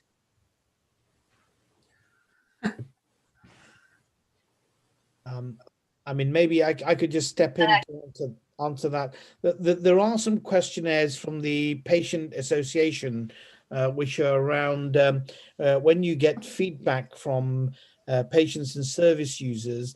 There are some questionnaires that allow you to look at that and already been developed. And there's another question from Dilraj saying, how are you thinking about values-based practice education when telemedicine is becoming the norm? So I don't know, Ruth or Joel, if you have an answer to that. We can't do radiography by telemedicine, I'm afraid. So we will always be interacting with the patient unless you can find some way of operating equipment remotely, but that would not be very safe. So I think at the moment we're still going to meet our patients face to face. So that's my cop out there. So I'm more than happy to take an answer at that one. So I think absolutely, you know, telemedicine's changed a lot about, and particularly with surgical consenting for operations and deciding treatment strategies. And I think actually, although some of the non-verbal cues may be lost over the telephone, the broad principles of having a discussion, you know, asking, inquiring, and acting on a patient's values still remain the same. The core principles of values-based practice don't change. So I think it's certainly a novel way that medicine's being practiced, and particularly for us in the surgical sphere. But I think there are many different opportunities for us to perform values-based practice using telemedicine. And I think it's a good question, good consideration, something I look forward to doing in the future. So there's another question from Eleanor Smith who says, could someone please comment on values-based practice and bullying, which can be a huge problem with the NHS, particularly or specifically bullying in the work environment, for example, from managers in the NHS. So I don't know who wants to tackle that. Georgette, I don't know if you're still online. We've lost her again, I'm afraid. I guess, when you're talking about bullying, are you talking about staff being bullied by other staff? Is that the context? Yes, or by managers or seniors, yeah. Right. Okay. I mean, I think considering the values of others be part of all of our interactions, it shouldn't just be, you know, practitioner to patient. It should be practitioner to practitioner in terms of understanding one another's points of view. It's quite a challenging question, really. I guess you might have a manager who doesn't see it as important, but I'm not really sure how to answer that. Yeah, so I mean, if I could step in, we did run some workshops with the theology department on compassion and values in healthcare, and running those in a service. What became really obvious was that it wasn't just the values and compassion towards our patients and service users, but actually values coming into play in our relationships with our colleagues, professional and personal, and actually demonstrating compassion to each other was as important. And I think that's where we found that it was a hook to try and get people to work better in their team. So I hope that might answer the question. There's one really other question I wanted to pick up, which was around David Foreman's question, say that if values-based practice is being taught to medical students across very different cultures, Joel, in Singapore and Nairobi and political systems, will there be any comparative research? You may not want to answer that, and I can help if needed. So I think it's a really important question. You know, we're providing an intervention, and the question is fundamentally driving at, are we doing a good job across all of the various values and cultures that we teach, and are we doing an equally good job, and how can we refine our offering? I think I'm not sort of performing any research on that actively at the moment, but I think we often take feedback, as you know, from all our sessions, and we do look at it and try and incorporate and change our package moving forward to reflect the cohort that we work with. The package delivery basically examines people's values, and that in itself isn't hugely dependent on the values they hold. It's the appreciation that they each hold individual and unique values. So we do see fairly universal feedback in how we receive and how they receive it. But I'm more than happy to Ashok take the rest of the question. Well, if I could just very briefly add to that, so having taught this in Singapore and in Nairobi, it is absolutely true that that there may be some differences in values, but actually that rich diversity of individual organizational cultural values still holds. And in fact, what I was amazed with was in Singapore, which is a society which has at least 3 big racial groups, Chinese, Indian origin, and people who are originally Malays. Actually, the students and all the healthcare workers routinely were presenting the patient by saying, so-and-so is a 48-year-old Malay who speaks these languages, or that so-and-so is a Indian origin Singaporean who does this. And they were explicitly recognizing that there were going to be some cultural differences and also that they're both in health literacy, depending on which languages they spoke, but also possibly in their approaches and hence also their values and what might be important to them. And they were routinely saying, and the things that are important to this patient are A, B, C, D. So it can actually, I certainly learned a lot more from going there than I think they learned from me. So maybe that answers the question that cultural exchanges, it can be incredibly enriching. So we're just about on time.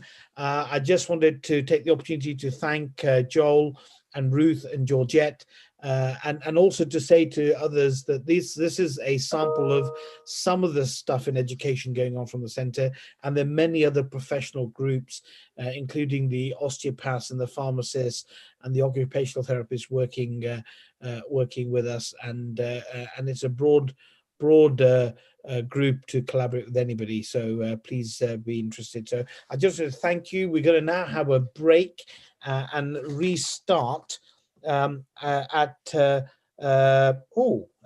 o'clock, I think. Is that right, Mihir? Can you just correct me if we're starting at 3 or 10 Nope, past? that is exactly right. We'll be starting at 3. So we'll restart at 3. You can either just mute and turn your camera off, or you can log out and log back in, whichever works for you, but you might want a comfort break, and I'm hoping someone's made me a cup of tea. So see you at 3 o'clock. Actually, before that happens, panelists, please don't log out and log back in. We've been having some technical issues. Just mute and switch your video off. Brilliant. Thank you for that, Mihir.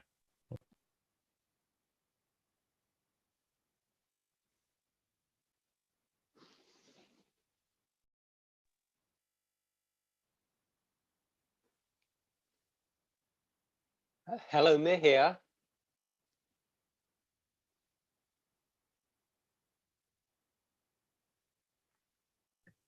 David, I'm trying to ring Mihir at the moment.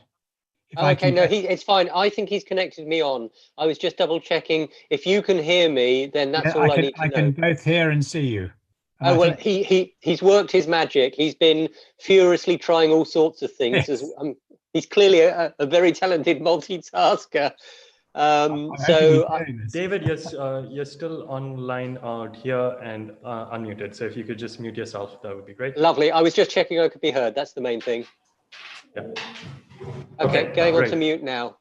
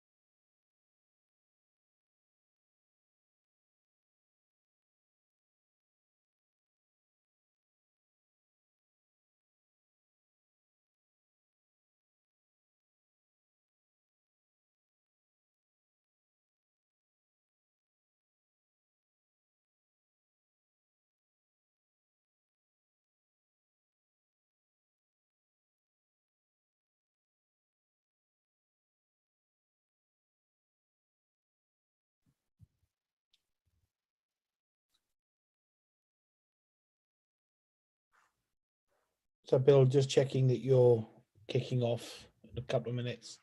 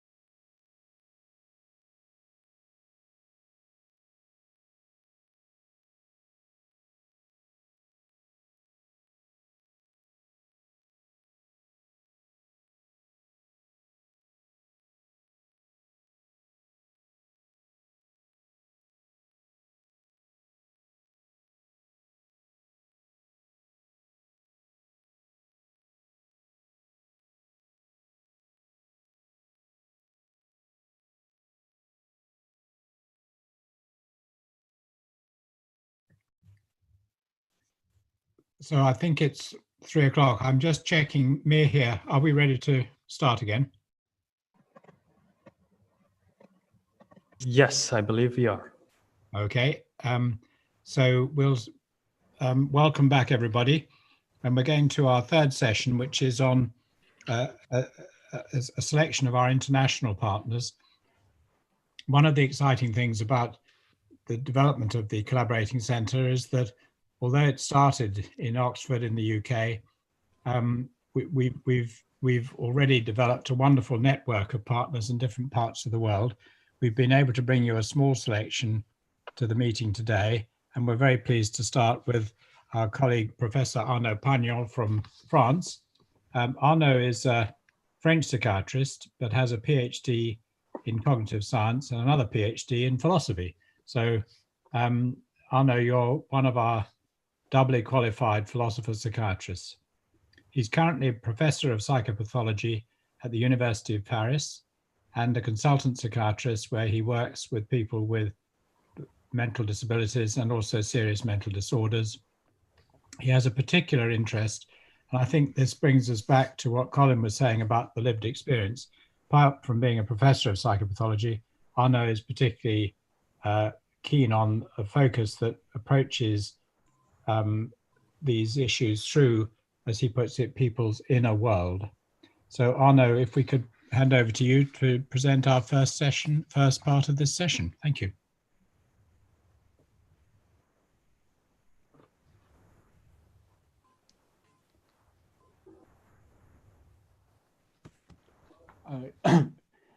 Thanks a lot. I'm very happy to be there, and thanks to Bill, Fulford, Ashokanda, and Mir. I just apologize for my poor English. Please, next slide. Next slide. And so value-based practice in my personal background is at the crossroad of several lines of research. And as Bill just said, especially about work about inner world. Next slide, please. So it's an example of my own work. And next slide, please. In my clinical practice, values-based practice was a seminal encounter. A few years ago, I was 50 years old, and it was. Yeah, no, I'm just trying to think. I just managed to connect. Sorry? Is it okay? Oh no, I think it's okay. Me here, I think you need to mute your microphone. Okay, carry on. I know. My apologies. I apologize too. I hope you hear me. I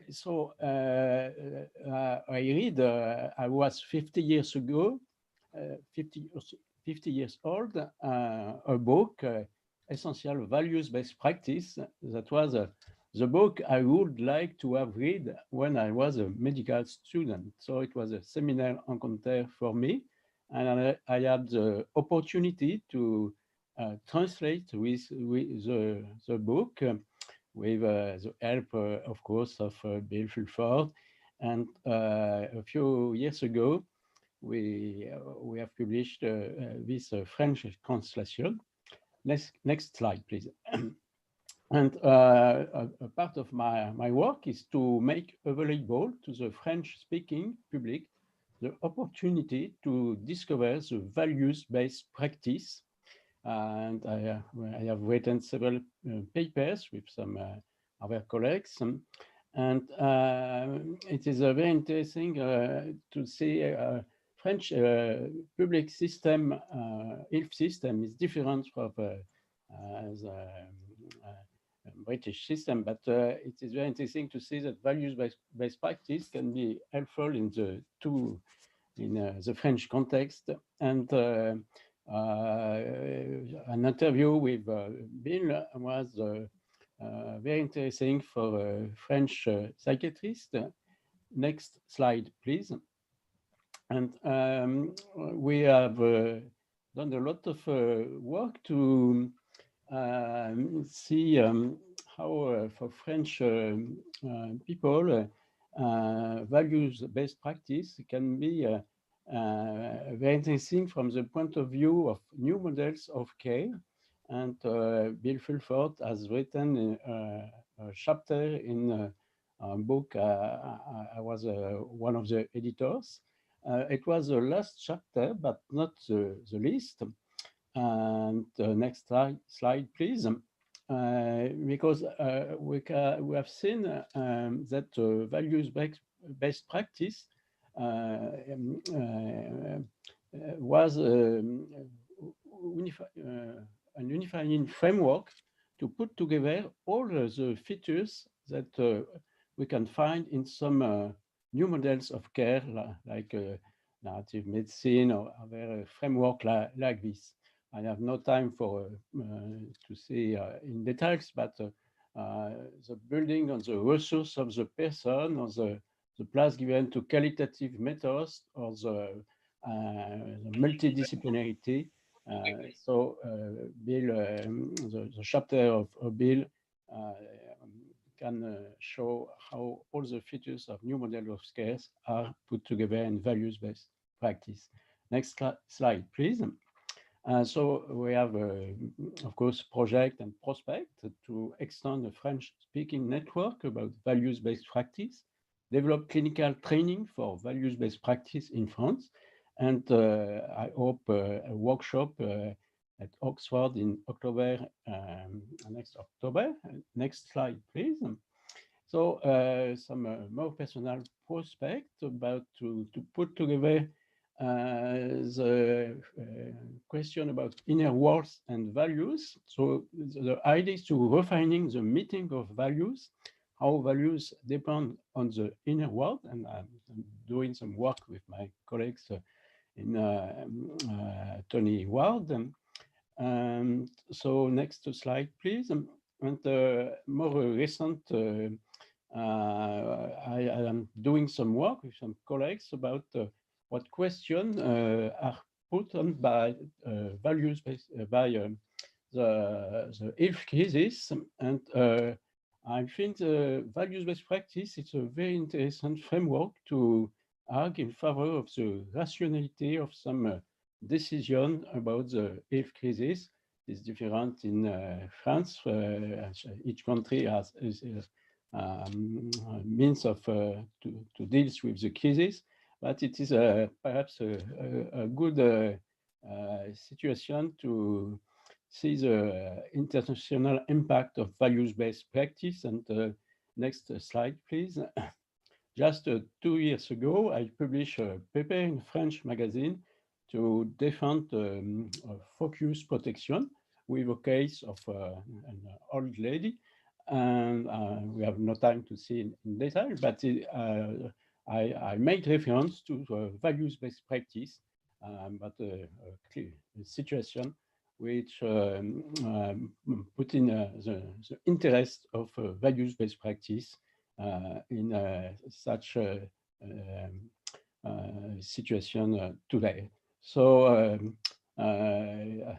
thanks a lot. Next slide, please.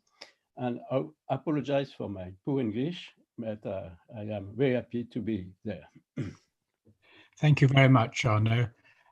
You always apologize for your English. And as you're aware, most of us in England have very little language skills other than in our own language. So as the lead translator of essential values-based practice, I'm conscious of how very good your English really is. And thank you for that wonderful presentation.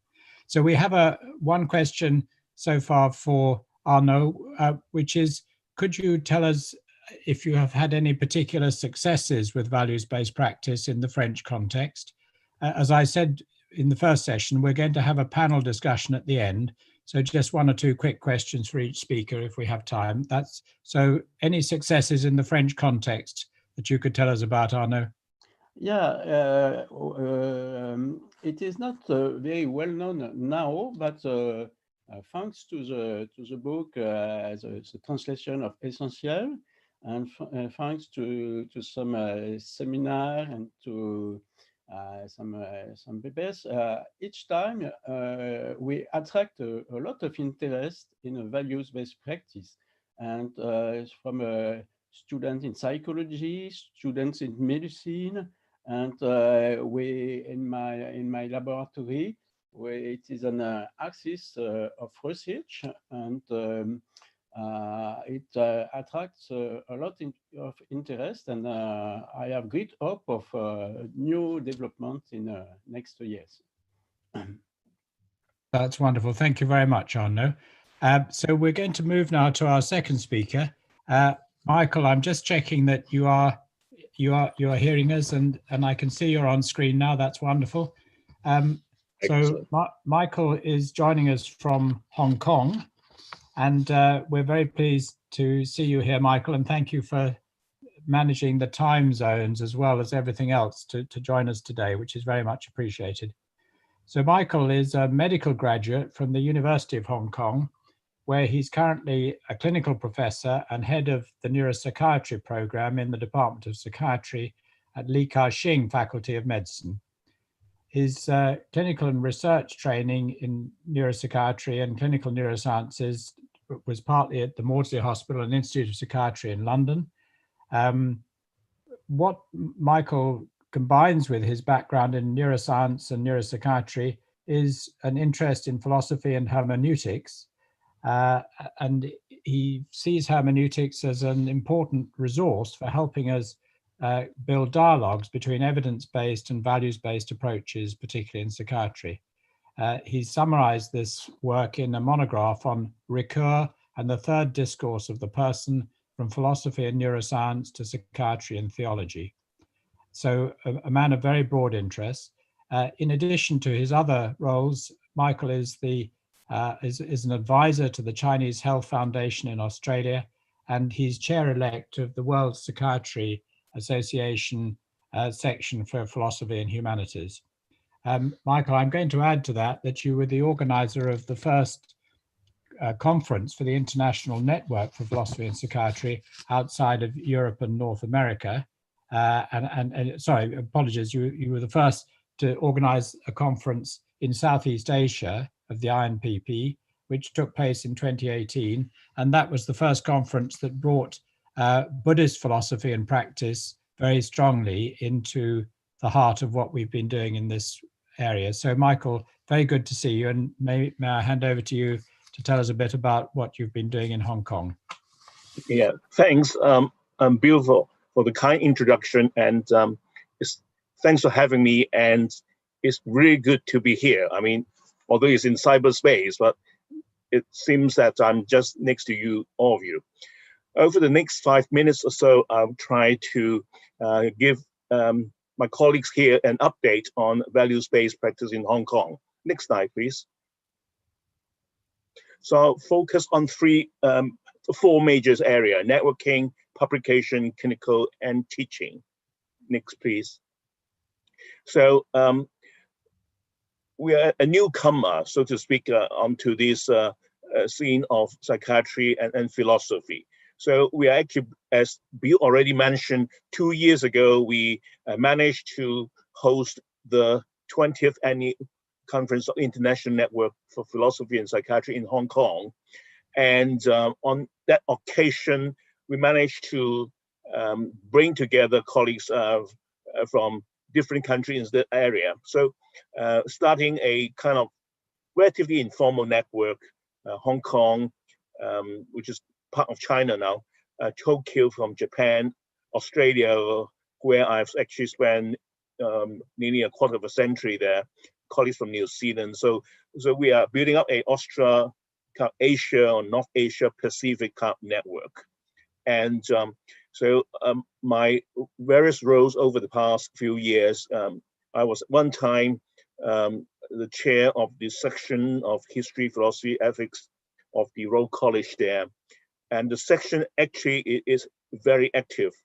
And so they're paying a lot of attention to values-based practice. And also my role with WPA also allowed me to actually continue to build network across this region. Of course, the challenge, of course, will be actually to really kind of connect with colleagues in mainland China. But at the moment, we are going, while China is actually relatively well in terms of the control of COVID-19, Hong Kong is at the moment going through the fourth wave of the outbreak. So so a lot of social restriction, and that has indeed actually kind of slowed down the networking a bit. Next, please. So through this network, we actually also managed to bring our kind of collaboration together, and actually have contributed 8 articles to the up and coming publication, The International Perspective in Values-Based Mental Health Practice. And so contributors from colleagues in New Zealand, in Melbourne, and in Hong Kong, in China, and Bill already mentioned the Venerable Sid King Hong is one of the leaders of the Buddhist community, and indeed the acting director of the Buddhist Center in the University of Hong Kong. And he was actually one of the keynote speaker at the INPP annual conference 2 years ago. And as Bill already highlighted, so it has actually, I would say, bring in a new milestone and really kind of bring the East and West into dialogue on the relationship between philosophy and psychiatry. Next slide, please. So the third area where we have been trying to really apply values-based practice are the clinical area. So my interest is in neuropsychiatry, neuroimaging, and so my program there, we has been using, as we already mentioned, the hermeneutic approach to basically facilitate the dialogue between different discourses in our daily practice of psychiatry: biological, psychological, social, cultural, and in particular in Hong Kong, which has a mixture between Chinese, secular, the Anglo-Saxon kind of a culture, and it actually is a ground for very fruitful kind of dialogue between different the evidence-based psychiatry and value-based practice. So I actually have summarized some of these endeavors in one of the articles in the up-and-coming handbook as well. So our department is one of the leading center in early psychosis, and stigma and spirituality has been and one of the approaches used in really facilitating the understanding of people who have unusual experiences and provide a kind of discourse for them to express their experiences and allow people to actually make sense of that. And over the past 12 months in Hong Kong, apart from the COVID outbreak, last year we had actually a very significant social event and lots of youth protest and resulting in a more direct involvement from the leadership in mainland China, resulting in quite a few new legislation, have major impact on the current political system. You folks in the UK probably still remember the joint declaration between the British government and China. Hong Kong used to be a British colony. And so there is this notion of one country, two system, which will be in full transition to a one country, one system in 2047. But the recent changes have kind of actually accelerate this transition and has a lot of impact on youth, on the identity, on the sense of meaning and hope. And so a lot of kind of negative effect on their mental health. And so we find values-based practice present a kind of approach to make sense of this socio-political and mental health issue. So in Hong Kong, in our department, I'm also running a women mental health.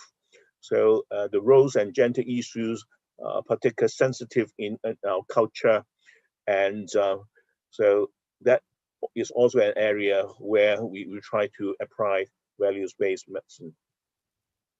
And in Hong Kong, although it's predominantly a Chinese community, but we have up to 10% of ethnic minority, and many of them are actually from South Asia, Indians, Pakistanis, and Nepalese. And recently, we actually had a tragic fire incident. 5 families, they celebrate the festivals of the New Year and end up in a fire, resulting in 7 deaths and 13 kind of serious injuries of families, and a lot of community concerns about how actually deprived and neglected they have been in terms of their physical and mental health.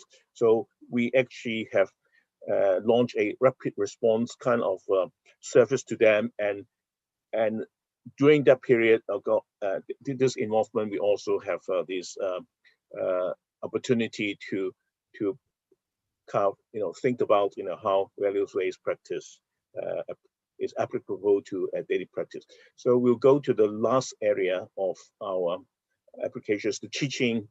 So Michael, sorry to interrupt, but we will need to draw your session to an end very shortly. If you could be fairly quick with us.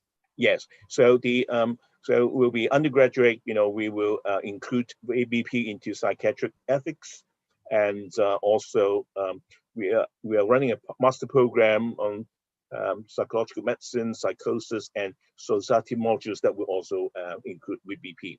So so in summary, so we're looking forward. So hopefully we'll continue to expand the network. We will try to really get our kind of work published. We'll broaden the clinical applications, and will include VBP into our new courses and modules. Thanks for your attention. Thank you. Thank you, Michael, for that very inspiring presentation from Hong Kong. There is a question for Michael, but as we're moving a little bit behind time, Michael, I'm going to hold that question for our panel, if I may, and move on to presentation from Guilherme Mezas. Guilherme, just to check you are there. I'm here. I'm here. Good. If you could, that's fine. So Guilherme is one of our colleagues from Brazil. Brazil has been very active in developing values-based practice, and the original training manual actually is available in Brazilian Portuguese on the VBP website.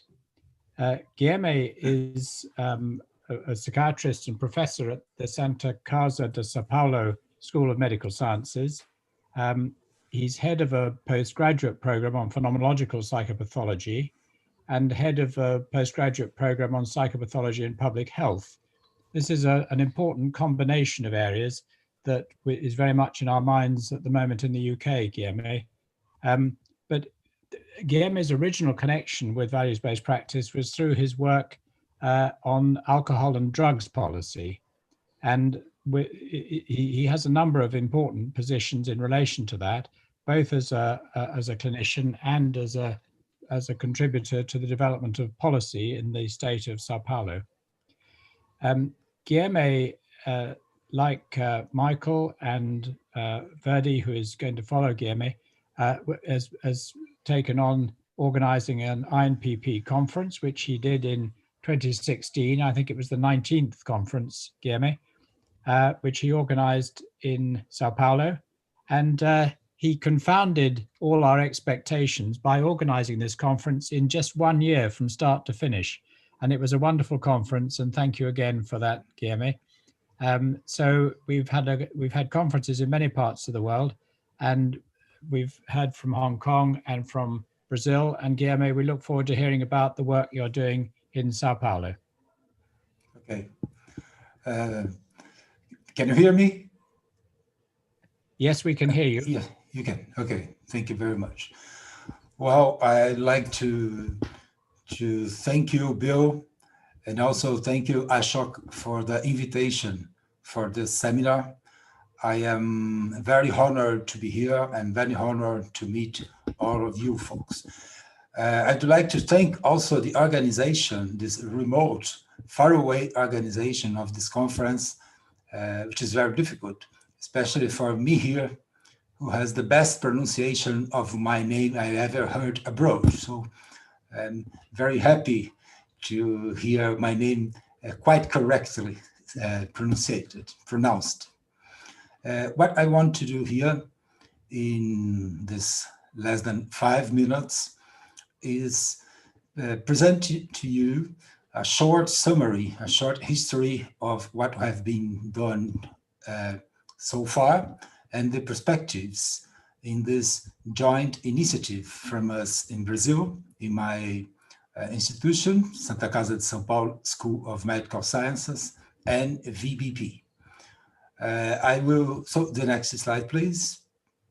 So I will divide this presentation in the past. That means what we've been doing since 2015, to be precise, the present ideas and developments, and some suggestions, some conclusions for the future.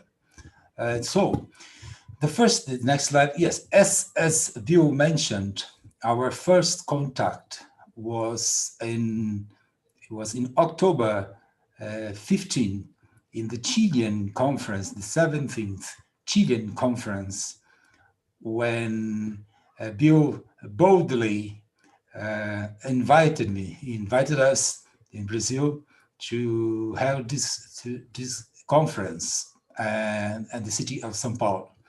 And we had just 1 year to prepare this conference. We worked a lot, but it was finally a very successful conference with more than 300 delegates.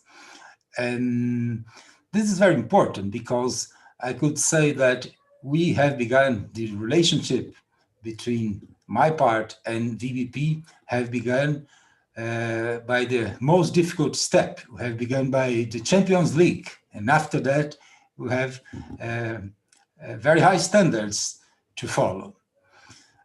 After this, the next step was in the next places. A seminar that was held in November 18 at St. Catherine's College, which was the first step for trying to develop, was a small seminar, trying to develop in the field of addiction services and policies, try to tighten our relationship and develop an addiction services framed by values-based categories. This was a very successful event, and from this event, we have tried during the year of 2019, which is the next slide, please, developed some projects which we submitted. Unfortunately, this submission was, there are some submissions, not two, but there was more than this, were not successful. But the projects are so far waiting for new submissions. The projects, I think, are very good. One of them was with Anna Bergqvist, who is or was with us here in this seminar. So the next one, please. We made, as Bill mentioned, a translation to Portuguese. Actually, there are now two manuals translated to Portuguese. And I forgot to mention, but IMB also published two papers, one of them in 17 and the second one, no, up please. Yes, this is the translation. Upwards, please. Okay. The translation is the other one. I'm sorry for that. This is the conference where, and we held a conference this year.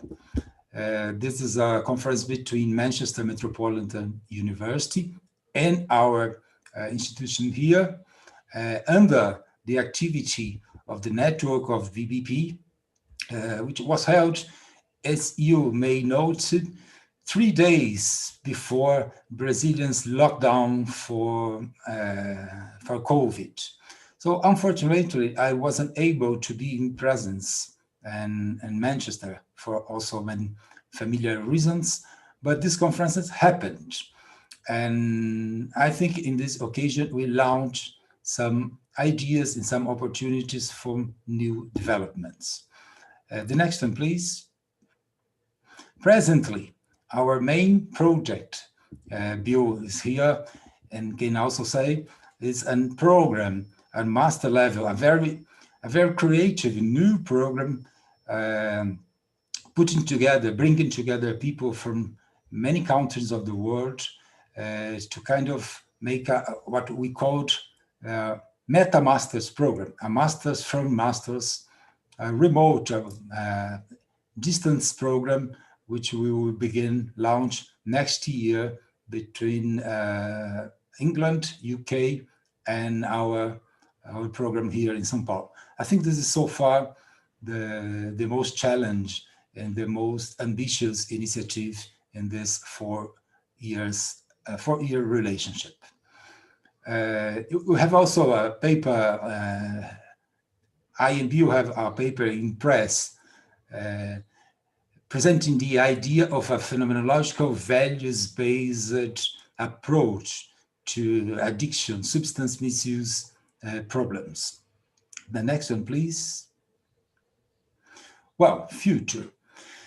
I mean, if we are engaged in the idea of developing VBP strategies in Brazil, and I do want to, we should pay attention to the following threads, to the following characteristics of Brazilian context, which may be very fruitful to developing these ideas.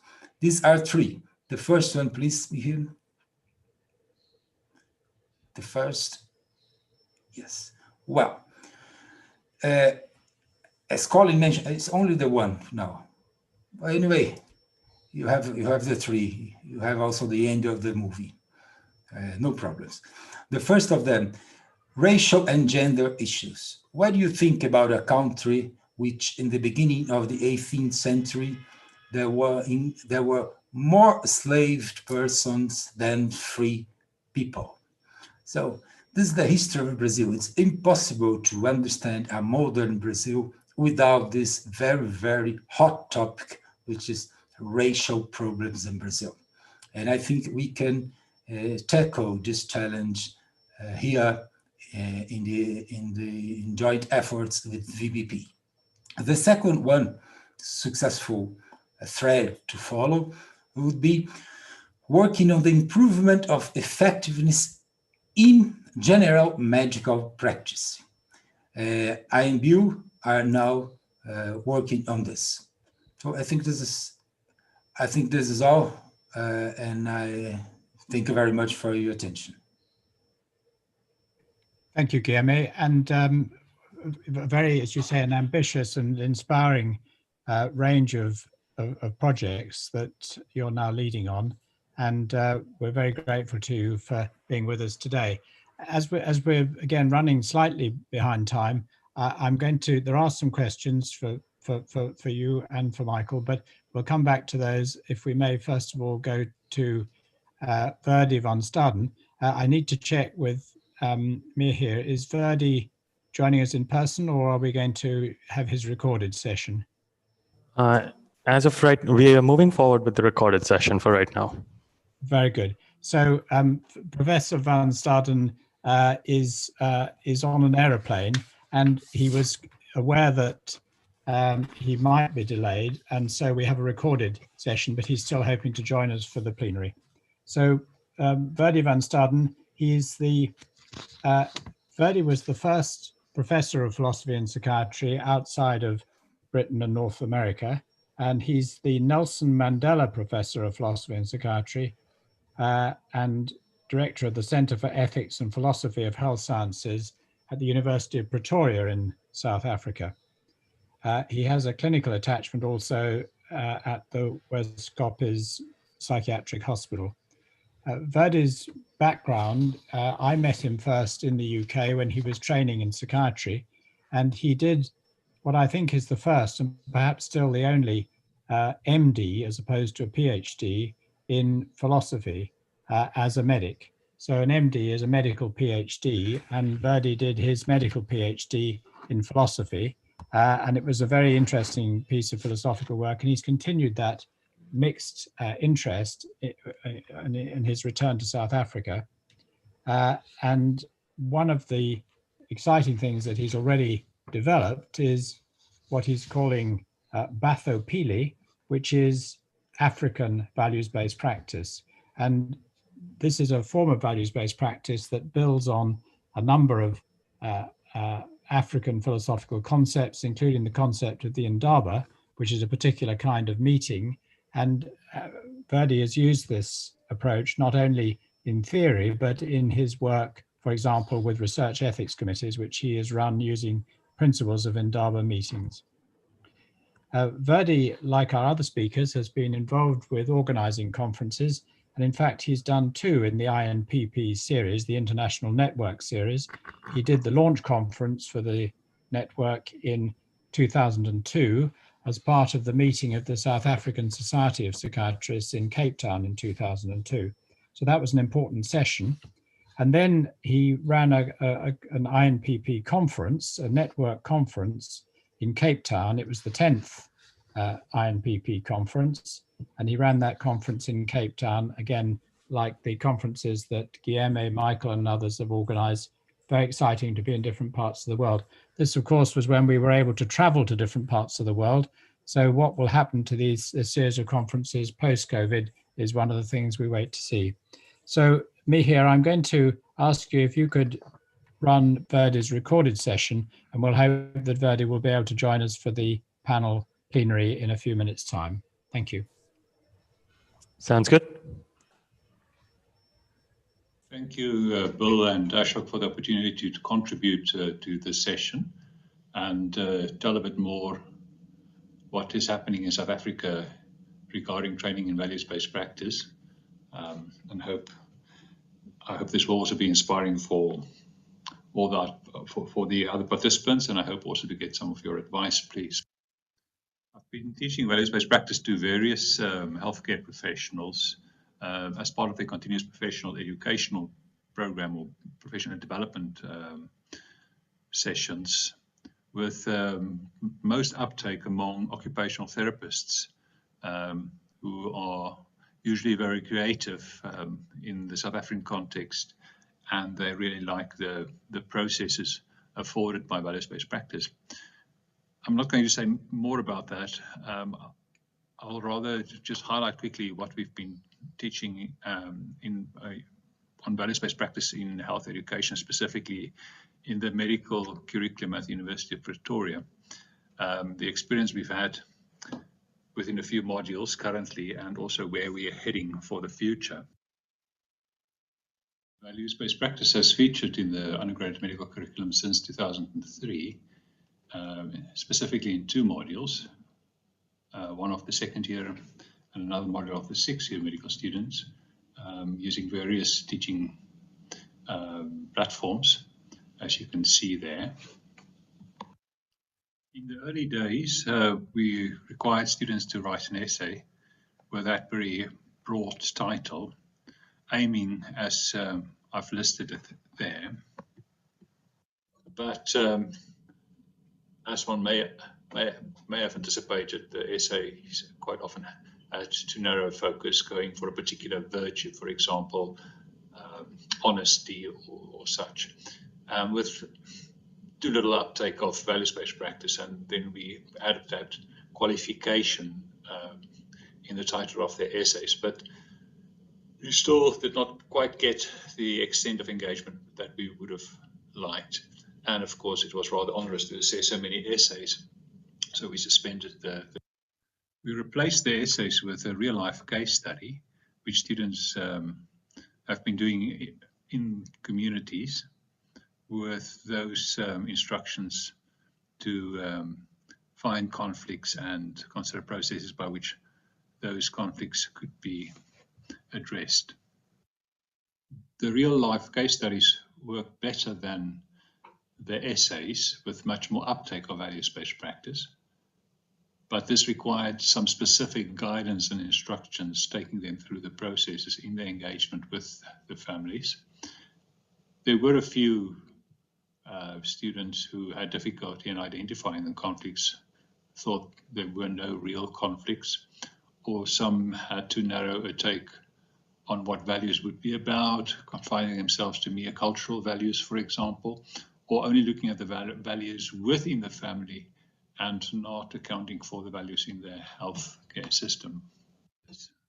In the computer-based training, they work through a set of 800 questions, of which about 130 are specifically on values-based practice. These questions are also very difficult questions, some conceptual questions about the relation between values and ethics, for example. And the idea of these questions is that they be guided through thinking process rather than rote learning. And they have to perform each set and do it over and over until they reach a threshold of 90%, and then they may carry on to the doing of the next set. We do this, this in the second year.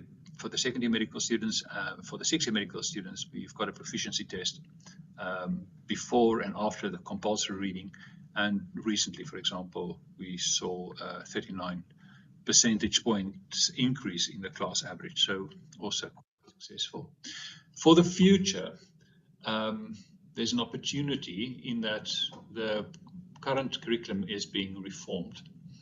And I would like to see values-based practice become a hallmark feature of the curriculum and be treasured across all clinical disciplines. There are, of course, a number of challenges.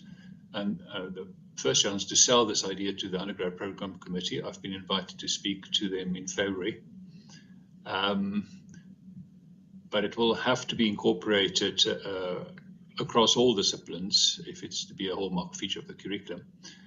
And somewhat idealistically, I would very much like to see that values-based practice is integrated in the role models of faculty clinicians across all disciplines, because that's, of course, where students will learn quite a bit. So I conclude that values-based practice has featured in the medical curriculum for some time in various formats, and there's an opportunity to build on that. And I would like your advice on how to address those challenges, and of course also the questions that you may have. I thank you. Thank you very much, Verdi. I'm thanking you in your absence because I'm assuming you haven't managed to join us yet. Is that right? Nope, he's managed to join us. Verdi, you've joined us, have you? I'm here, yes. Well done, well done. That's tremendous. Thank you for that pre-recorded presentation, which was very much appreciated. Verdi, I think if you agree, we will move to the panel discussion, as we've now got you and our other panelists here. So perhaps if everybody is there, there's the number of questions. One of them is really, there's a theme about which we could perhaps pick up about the way in which experience of working with values-based practice differs from one part of the world to another. And I don't know if Michael, you perhaps have experience of, particularly of values-based practice in different ethnic communities within Hong Kong. Would you like to perhaps kick us off with some thoughts about that? Yes, certainly a diversity of values in Hong Kong, and but the challenge is that there seems to be a very rapid, if not abrupt, change on the value scene, and the community become very polarized, and the understanding and tolerance of difference and diversity seems to be reducing. So I see that as a major challenge and representing the cycles that we are going through. I don't have any answer, but everyone is actually becoming more cautious and learning how to deal with different views and diversity. So thank you. I will stop there. Yeah, thank you. Perhaps I could use my prerogative to ask Verdi if there are any lessons to learn from your work with African values-based practice. I mentioned that you've developed this concept of Bathopili. Hope I've pronounced that correctly. And we're using Indabas in your work with research ethics committees? Yes, it's a major challenge, of course, everywhere in the world for people to recognize that values may be very different from theirs. And of course we've got multiple cultural people of various cultural backgrounds in South Africa. The challenge is quite often for people not to think that the only values that matter or the only difference that would matter would be the cultural values. And of course, there are other values too that may differ that are not necessarily cultural values. So that's one of the local contextual important things which we've come to realize. And it's quite clear in applying values-based practice that's the one thing. When it comes to research ethics committees or the research ethics committee, how we've been deliberately working with values-based practice is really to appreciate that there may be very different values that the researcher, of course, brings to the table than would surface from around the table from members of the ethics committee. And to recognize that differences is the first step in trying to come to decisions together, rather than, say, for example, simply say, no, sorry, this study is not meeting with ethical requirements. You could go back and fix it in this way. We rather engage with the researcher and try to accommodate the specific values that are being pursued by the researcher, and build something creatively without any party, either the ethics committee or the researcher, compromising on their values, but find a creative way of dealing with those differences.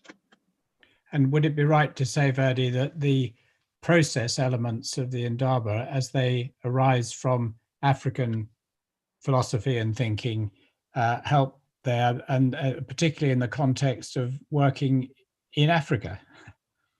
Surely. So there is an aptitude for using meetings, for example, and a particular kind of meeting, as a place to make up your mind, rather than join a meeting where you are a protagonist for a particular stance or an antagonist to a particular stance, and then fight it out. That kind of approach that we sometimes see in meetings where there are proposals, and then you stand.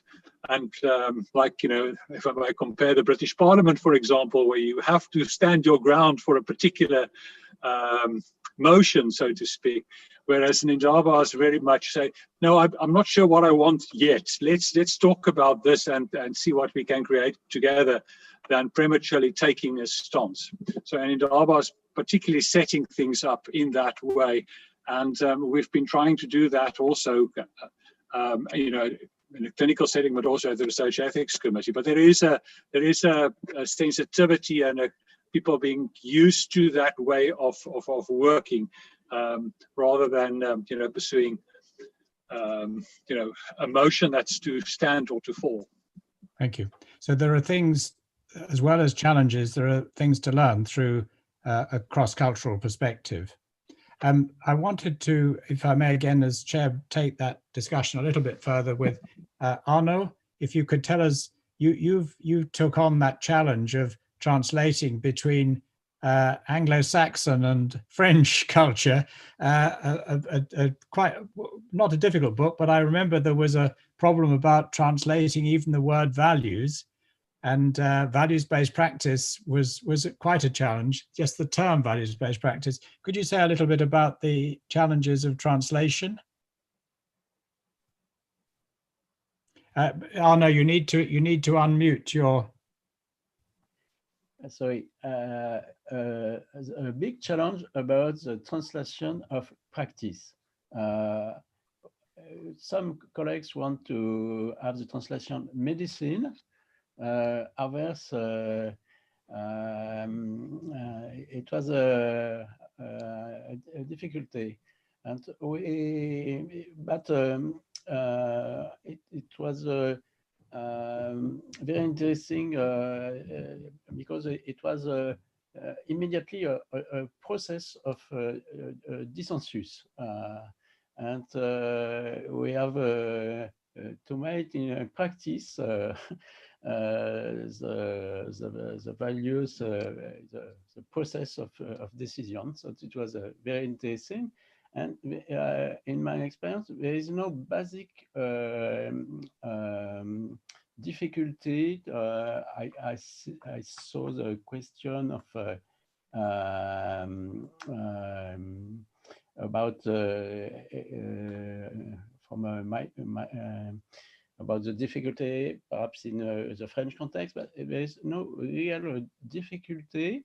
From every clinician is very interested by the process, to have the tool, and from clinician in the field, it is very well received.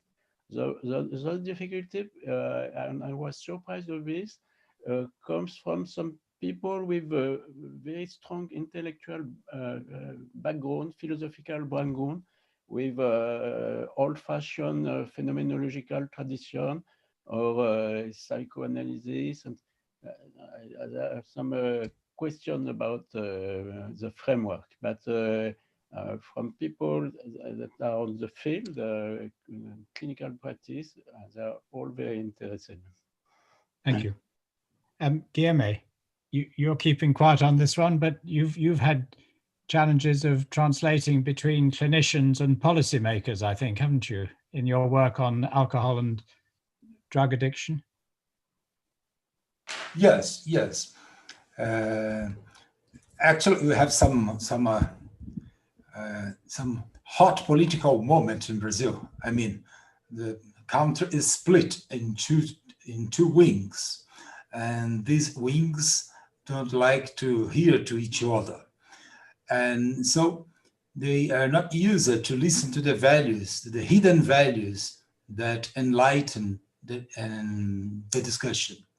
And what we have been trying to develop here, with a good reception, I must confess, is to enhance the awareness of the values, the implicit values, which are supporting political or policies opinions. So we've been now trying to present the topics differently from what has been, from the way it has been presented. And I mean by that, again, trying to enlighten, to stress the implicit values which are present in each discussion, in each policy decision making. Thank you.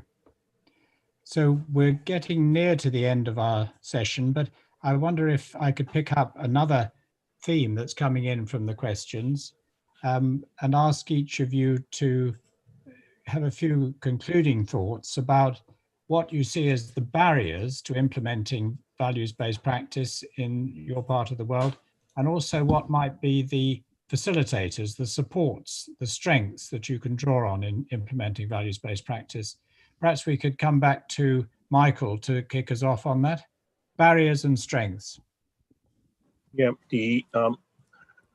I'm very envious of Verdi's kind of experience in running a medical curriculum with such a high level of focus on value-based practice. In Hong Kong, I mean, the medical curriculum is getting very, very congested. To get VBP into the curriculum is difficult, and also VBP for the case of Chinese seems to be slightly less tangible than evidence-based practice. So I think but it's novel, so people are curious. So I think that is the opportunity. The challenge is how to package it and try to include that into existing modules. So what I've been trying to do is actually to make it part of the medical ethics lecture, and also in a master program, we will try to include VBP into the psychosis and society modules. So hopefully by introducing VBP into well-established curriculum items, we may actually start to allow VBP to start to dialogue and have an influence of our understanding and actual practice of medicine in Hong Kong. Thank you. Thank you, Michael. Before we leave you, could I ask you if your work on hermeneutics has helped you at all in this connection? Yes, I think people are receptive to that, especially when I have been trying to use that to apply that to the practice of neuropsychiatry, try to illustrate that even for patients with the most neurobiological and physical type of mental ailments, there is still the room for talking about meaning and significance. So it's not a easy kind of path to go down, and but it's happening. Thank you. I'd just like to say on Michael's behalf that he mentioned the book that we're bringing out hopefully within 2 or 3 weeks now, Michael. It's very nearly ready, and it'll be available on open access, of cultural values in mental health. And this is a book of case studies. And Michael, your case study showed very clearly how implementing an evidence-based guideline depends critically on linking it with the understanding of the patient. And that's where I think your hermeneutics has come very helpfully into play already. So there are two strengths there. One is to go back to the underlying philosophy. This links us, I think, with the very start of this webinar, when Colin King was talking about work by Frantz Fanon and others in a tradition that I think I and other philosophers in the meeting would hardly come across and wouldn't come across in our ordinary training, but actually is a rich resource on which to draw in understanding the way in which different people come to these issues. And the other is the use of narrative and case studies. Colin again mentioned the importance of the lived experience, and that simply isn't coming through in our, particularly in a medical curriculum. And there's every reason to see it needs to come back in. In the evidence-based hierarchy, narrative is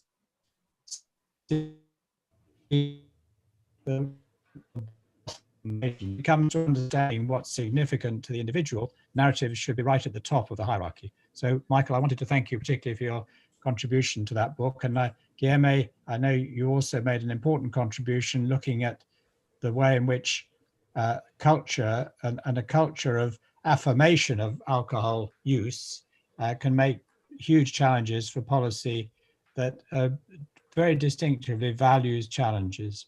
So narrative and philosophy, lived experience, this is where I think we're seeing some very important developments. Verdi, could I ask you, do you have anything, would you like to add to what Michael was saying from your experience? Yes. What I experience as a challenge is that people quite often want ready-made answers from the shelf, so to speak, and they're somewhat reluctant to engage in processes with people to get to that lived experience. And I suspect it might have something to do because they find themselves either in, two polar opposites. The one is, as if they will have to concede to whatever the patient, for example, would want on the one hand, or on the other hand, that it is there's only space for so-called medical values, and and as if those values would be sufficient, and of course they cannot be sufficient for any clinical encounter. So the challenge is indeed to show that there's a creative way out of those rather polarities between, whatever, anything goes, whatever the patient wants, which a clinician need not concede to, because that would undermine the integrity of that profession if it's just whatever. On the other hand, it's also not only the game need not be medically best, and unfortunately there is this pressure that even society that everything should be medically best, but that would mean that it's at the expense of other values, because it's only in terms of what is good and what is better and what is best by medical values, and that is of course too limiting. So I think that I guess, Verdi, is where your Indaba process comes helpfully into play. I'm going to have to move on to give Arnaud. Would you like to add to this discussion from your experience of working in, I know at least in psychiatry in France, there are many different schools. Thanks, Bill. I think the main challenge in France, we are far away of the pervasive golden hallmark, is the current focus on evidence-based practice for the health authority. The main official framework in France for the health system are focused on evidence-based medicine, and it is the main challenge. But it is a very exciting challenge because everybody in the clinical field is conscious of the limits of evidence-based medicine, interest and limits. So With the strength of a new spirit that is possible with values-based practice, and to see the complementarity with evidence-based practice. Thank you, Anna. Yes, that complementarity I think is very important. And Guilherme, would you like to come in at this point? Because I know you've been very interested in the complementarity of evidence-based and values-based approaches, particularly in the area of drugs policy and alcohol policy. Yes, I would add that the main barrier is by far the prejudice. The health establishment, mostly medical one, has against humanities, which are based in humanities' inabilities to translate their knowledge in a health operators friendly way. So this is a challenge of all of us. This is the main barrier. Thank you. On the other hand, the strength in my society is the openness for new ideas. Wonderful. So we're looking forward to a very rich international development of the field. And thank you to our speakers today. You've overcome huge challenges of distance, and thank you to me here for working so hard on the technology, which has supported us all wonderfully. I'm going to hand back now to Ashok, who started us off on the conference. And Ashok, would you like to take us to the end? Thank you. So next slide, please. So in this closing session, a few bits of information, but also looking towards the future. And I don't know if Bill mentioned earlier, but as we come to the end of 5.5 years of the centre, we've been working hard over the last year to see how we could see the future of the centre and also how we could fund it. We had, as some of you will know, an initial 5-year pump prime funding from the LACES Trust. Next slide, please.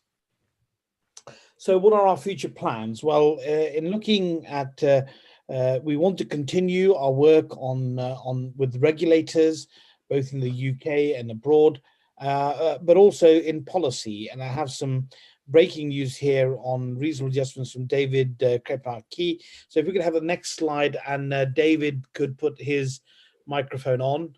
David, over to you. Hello, Ashok. Am I coming through clearly? Can you hear yes. me? Just check. Perfect. Very Thank clearly. you, Ashok. Lovely. Thank you for inviting me. Over the past few years, it's been an absolute joy to be working with the Collaborating Centre for Values-Based Practice, and we've heard a lot of talk about engaging lived experience, but the centre has been an absolute leader in taking this into entirely new areas. So I'm someone who hears voices that other people don't. I've received a diagnosis of schizophrenia, and very often our knowledge and our experience is marginalized in both academic and clinical practice. And one of the things that we try to do, and you'll see there's been a significant list of contributors to this particular piece of book, but we want this particular piece of work, this book, what we want to see is the experience of hearing voices not seen as a kind of symptom of schizophrenia, but actually seen as a personal trait that brings both benefits and challenges. And this particular piece of work has been identifying what some of the challenges are for those of us who hear voices in workplace settings, and what we, and more importantly, employers can do to make workplaces accessible to people who hear voices. I don't think this question would even have been possible or meaningful 10 or 15 years ago. And it's an example of strong forward thinking from the Collaborating Centre and from my own organisation, the Mental Health Foundation, that has enabled us to bring together people who hear voices with top quality employers. We were supported amazingly by Dennis Lord Stevenson, who co-authored the Farmer Stevenson report into workplace well-being, and we have now literally just, in fact, just yesterday, I saw the final proofs of this document, which will be freely accessible to anyone who's interested. And the idea is very much to make any workplace much more accessible and friendly to people who hear and see things. Huge thank you to all those who contributed to making this book possible. That's Caroline, Pauline, John, Bill, Ashok, Emily, and Mark, and Katie, who did an amazing piece of work to turn it into a really pretty publication. So I don't think I need to say any more than that, except that it's a real example of how you can go from something that feels like a completely mad idea to a practical piece of work that employers and employees will benefit from on a local, regional, national, and international scale. Thank you, David. And so we will be setting up a launch for this work in the early part of next year. And as David has said, it will be freely available to all our individual partners, organizational partners, and your networks beyond that. So thank you. Next slide, please. So the other plans are around education. So we know that we want to work with other professional groups. You've seen a sampling of the professional groups we've already been working with, and also other undergraduate programs, including spreading across not just sub-Saharan Africa, but West Africa, Latin America, and Southeast Asia and Australasia. So we hope that we'll be able to do that. We want to look at other undergraduate programs with some more interprofessional education, as you heard from Laura Chalmers, and that's an area of work for the next 5 years. And then I'm also pleased to announce that we've been working very closely with Guillaume and Bill, and many of you have already been invited to join on a new concept of a Meta Masters program, which we aim to launch next year, where each participating academic institution or university will contribute 2 of the seminars in exchange for other seminars from the rest of the program. And so you'll hear more about that. It's exciting, particularly in the time of COVID, where travel is going to be restricted for probably 3 to 4 years. And we think that this Meta Masters program will really be cutting edge. Next slide, please. On the teamwork and research side, we know that the research networks have been incredibly productive. You've heard about some of them today, and I just wanted to give an opportunity for Anna to talk about some breaking news from Anna and David. So next slide, please, and over to you, Anna.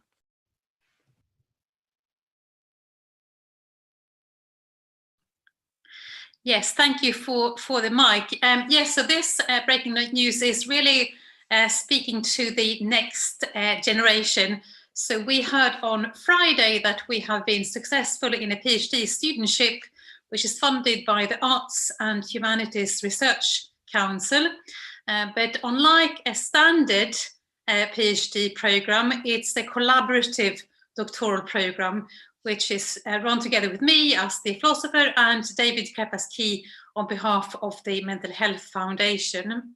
And the focus of the work is really that of embedding lived experience and personal values in improving research. So really capturing what it is about lived experience that can inform and improve science, and at once provide and really bring out the ethical dimension that we maintain is part of science already, or at least it ought to be so.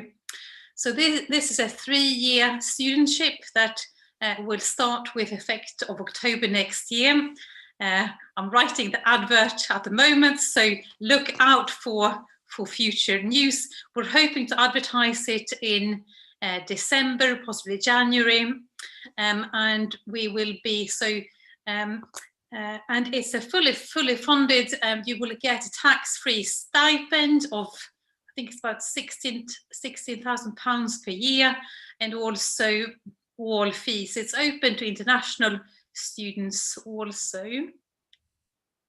I don't know how much time we have here. But go a bit longer, Anna, if you need. Well, the real aim of the focus is to bring a philosophical perspective, to develop both, well, rather to reappraise quality of life as a key necessary component of any meaningful intervention in a way that can complement recent focus on biomedical markers and so forth. So this is not an alternative to neuroscientific development. It's rather a way of synthesizing and integrating the two. And what we are focusing on, and this is what I think makes the program rather quite ambitious, is that our target is really what is sometimes referred to as serious and enduring mental illness. And so what we are trying to do is to move from a very individualized idea of illness as something that only belongs to the pathologized person, and think of it rather in holistic and collaborative ways. So this is a way of working, a process that we have seen very much through David's work succeed in the case of suicide prevention, but also in, I guess, quote unquote, milder forms of mental health conditions like anxiety and depressions and so on. And we believe firmly that this model, this way of working, has a way of also empowering the patient. The next step would be to enlarge it to so-called serious and enduring mental illness. Great. Anna, thank you so much for telling us about that, and clearly an opportunity for people on this seminar and to maybe put forward some students for that. Thank you again. So next slide, please. So what I wanted, the purpose was not just show you a pretty picture of the Sheldonian, but to say that the Collaborator Centre truly is only virtually hosted in Oxford. But as you've heard today, it really is an international centre with colleagues working across the globe. And we very much hope that you will continue to do that, to spread your networks and to continue to work with us back in Oxford too. And that as things improve with the vaccine and testing programs, that we will be able to get back to some travel, but we're pretty confident that the future for the short to medium term certainly is going to be at best the conferences that are a mix of both in-person and remote. Next slide, please. So it only leaves me to do a few thank yous. Firstly, to the speakers for giving up their time, the preparation, and giving excellent talks. And as Bill and I have said, this is a sample of all the rest of the rich work going on with collaborators for the centre. I particularly wanted to thank the team behind the scenes, Connor, who's been moving the slides, Devon, collating all the questions and putting them together for Bill and I to look at. Joel, who not only was giving a talk, but also providing support and hosting the team at St. Catherine's College. And last but not least, Mihir, who really made all the techie stuff work, kept us all to task, particularly Bill and me, in trying really hard behind the scenes to keep us to time. And thank you, all of you. I want to thank St. Catherine's College for both hosting the centre, but also to allow us to have the team working in there today, and our individual partners, you, the audience out there. And I also did want to mention the Laces Trust, because as I said to you before, the Laces Trust funded us for the first 5 years, and I'm pleased to report that they have now enhanced the funding for the centre for the next 5 years. And what that is allowing us to do is, Bill, I hope you forgive me to go on to say this, to be appointed starting January 1st as the director of the centre, taking over from Bill. Bill will, of course, continue to have a vital role in how the centre works and develops, and he's not allowed to retire, absolutely. But I just wanted to also take the opportunity to thank Bill for talking to me over dinner, for following it up, and for letting me see the light on how I could improve the way I particularly practice with my own patients, let alone try to develop the teaching programs that we've done. Next slide, please. So I think the future, from what we've heard today, is certainly bright for the centre. What we're hoping to do, or what we plan to do, is to have a debrief and invite those of you who are with us today, either as audience or participants, to further follow up, to look at what areas you wish to develop over the next 5 years, how we in the centre can help. And when I say we in the centre, that's all of us, because we're all in the centre. So Bill, before I say stay safe and stay well, last words back to you, please, Bill, to close. Well, thank you, Ashok. I'd like just to say two things. First, I don't have any plans to retire, much to everybody's disappointment, I'm sure. But second, that it's absolutely wonderful to see you and the rest of the team coming through now, and all our speakers. I'm sure for a lot of us, we share pleasure in the Star Trek series, and the slide that I've been finishing all my presentations on recently is a picture of Jean-Luc Picard, the Star Trek captain, with a group of our team around him as the next generation in values-based practice. And so, Ashok, it's wonderful that you're going to be our Jean-Luc Picard starting in January. Thank you. Thank you all, and we will definitely be in touch. If there's anything else people want to put in the chat before they log out, and hope you all have a very good, whether it's an afternoon, evening, or night to follow, the very best in the next 24 hours and beyond. Thank you.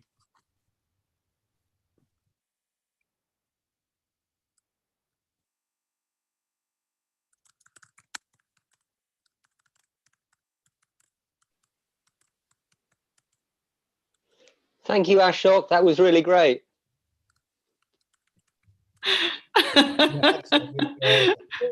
Great. Yes, well I'm going to log out now because I have to go into another Zoom meeting. Oh my goodness. I think we're going to reconvene at about 5 or 5:30, Ashok. Yeah, just for a quick catch up today, and then as I said, just as a heads up, y'all are still live. Okay. Thank you, guys. Yeah, you guys have to say good night, Bill, and also nice meeting you guys. And David, thank you again, me here. It's 1 o'clock in the it's 2 o'clock 1 o'clock in Hong Kong now. Okay, good night. Oh, good night. Sleep well. Sleep well. Good night. Okay, thank you so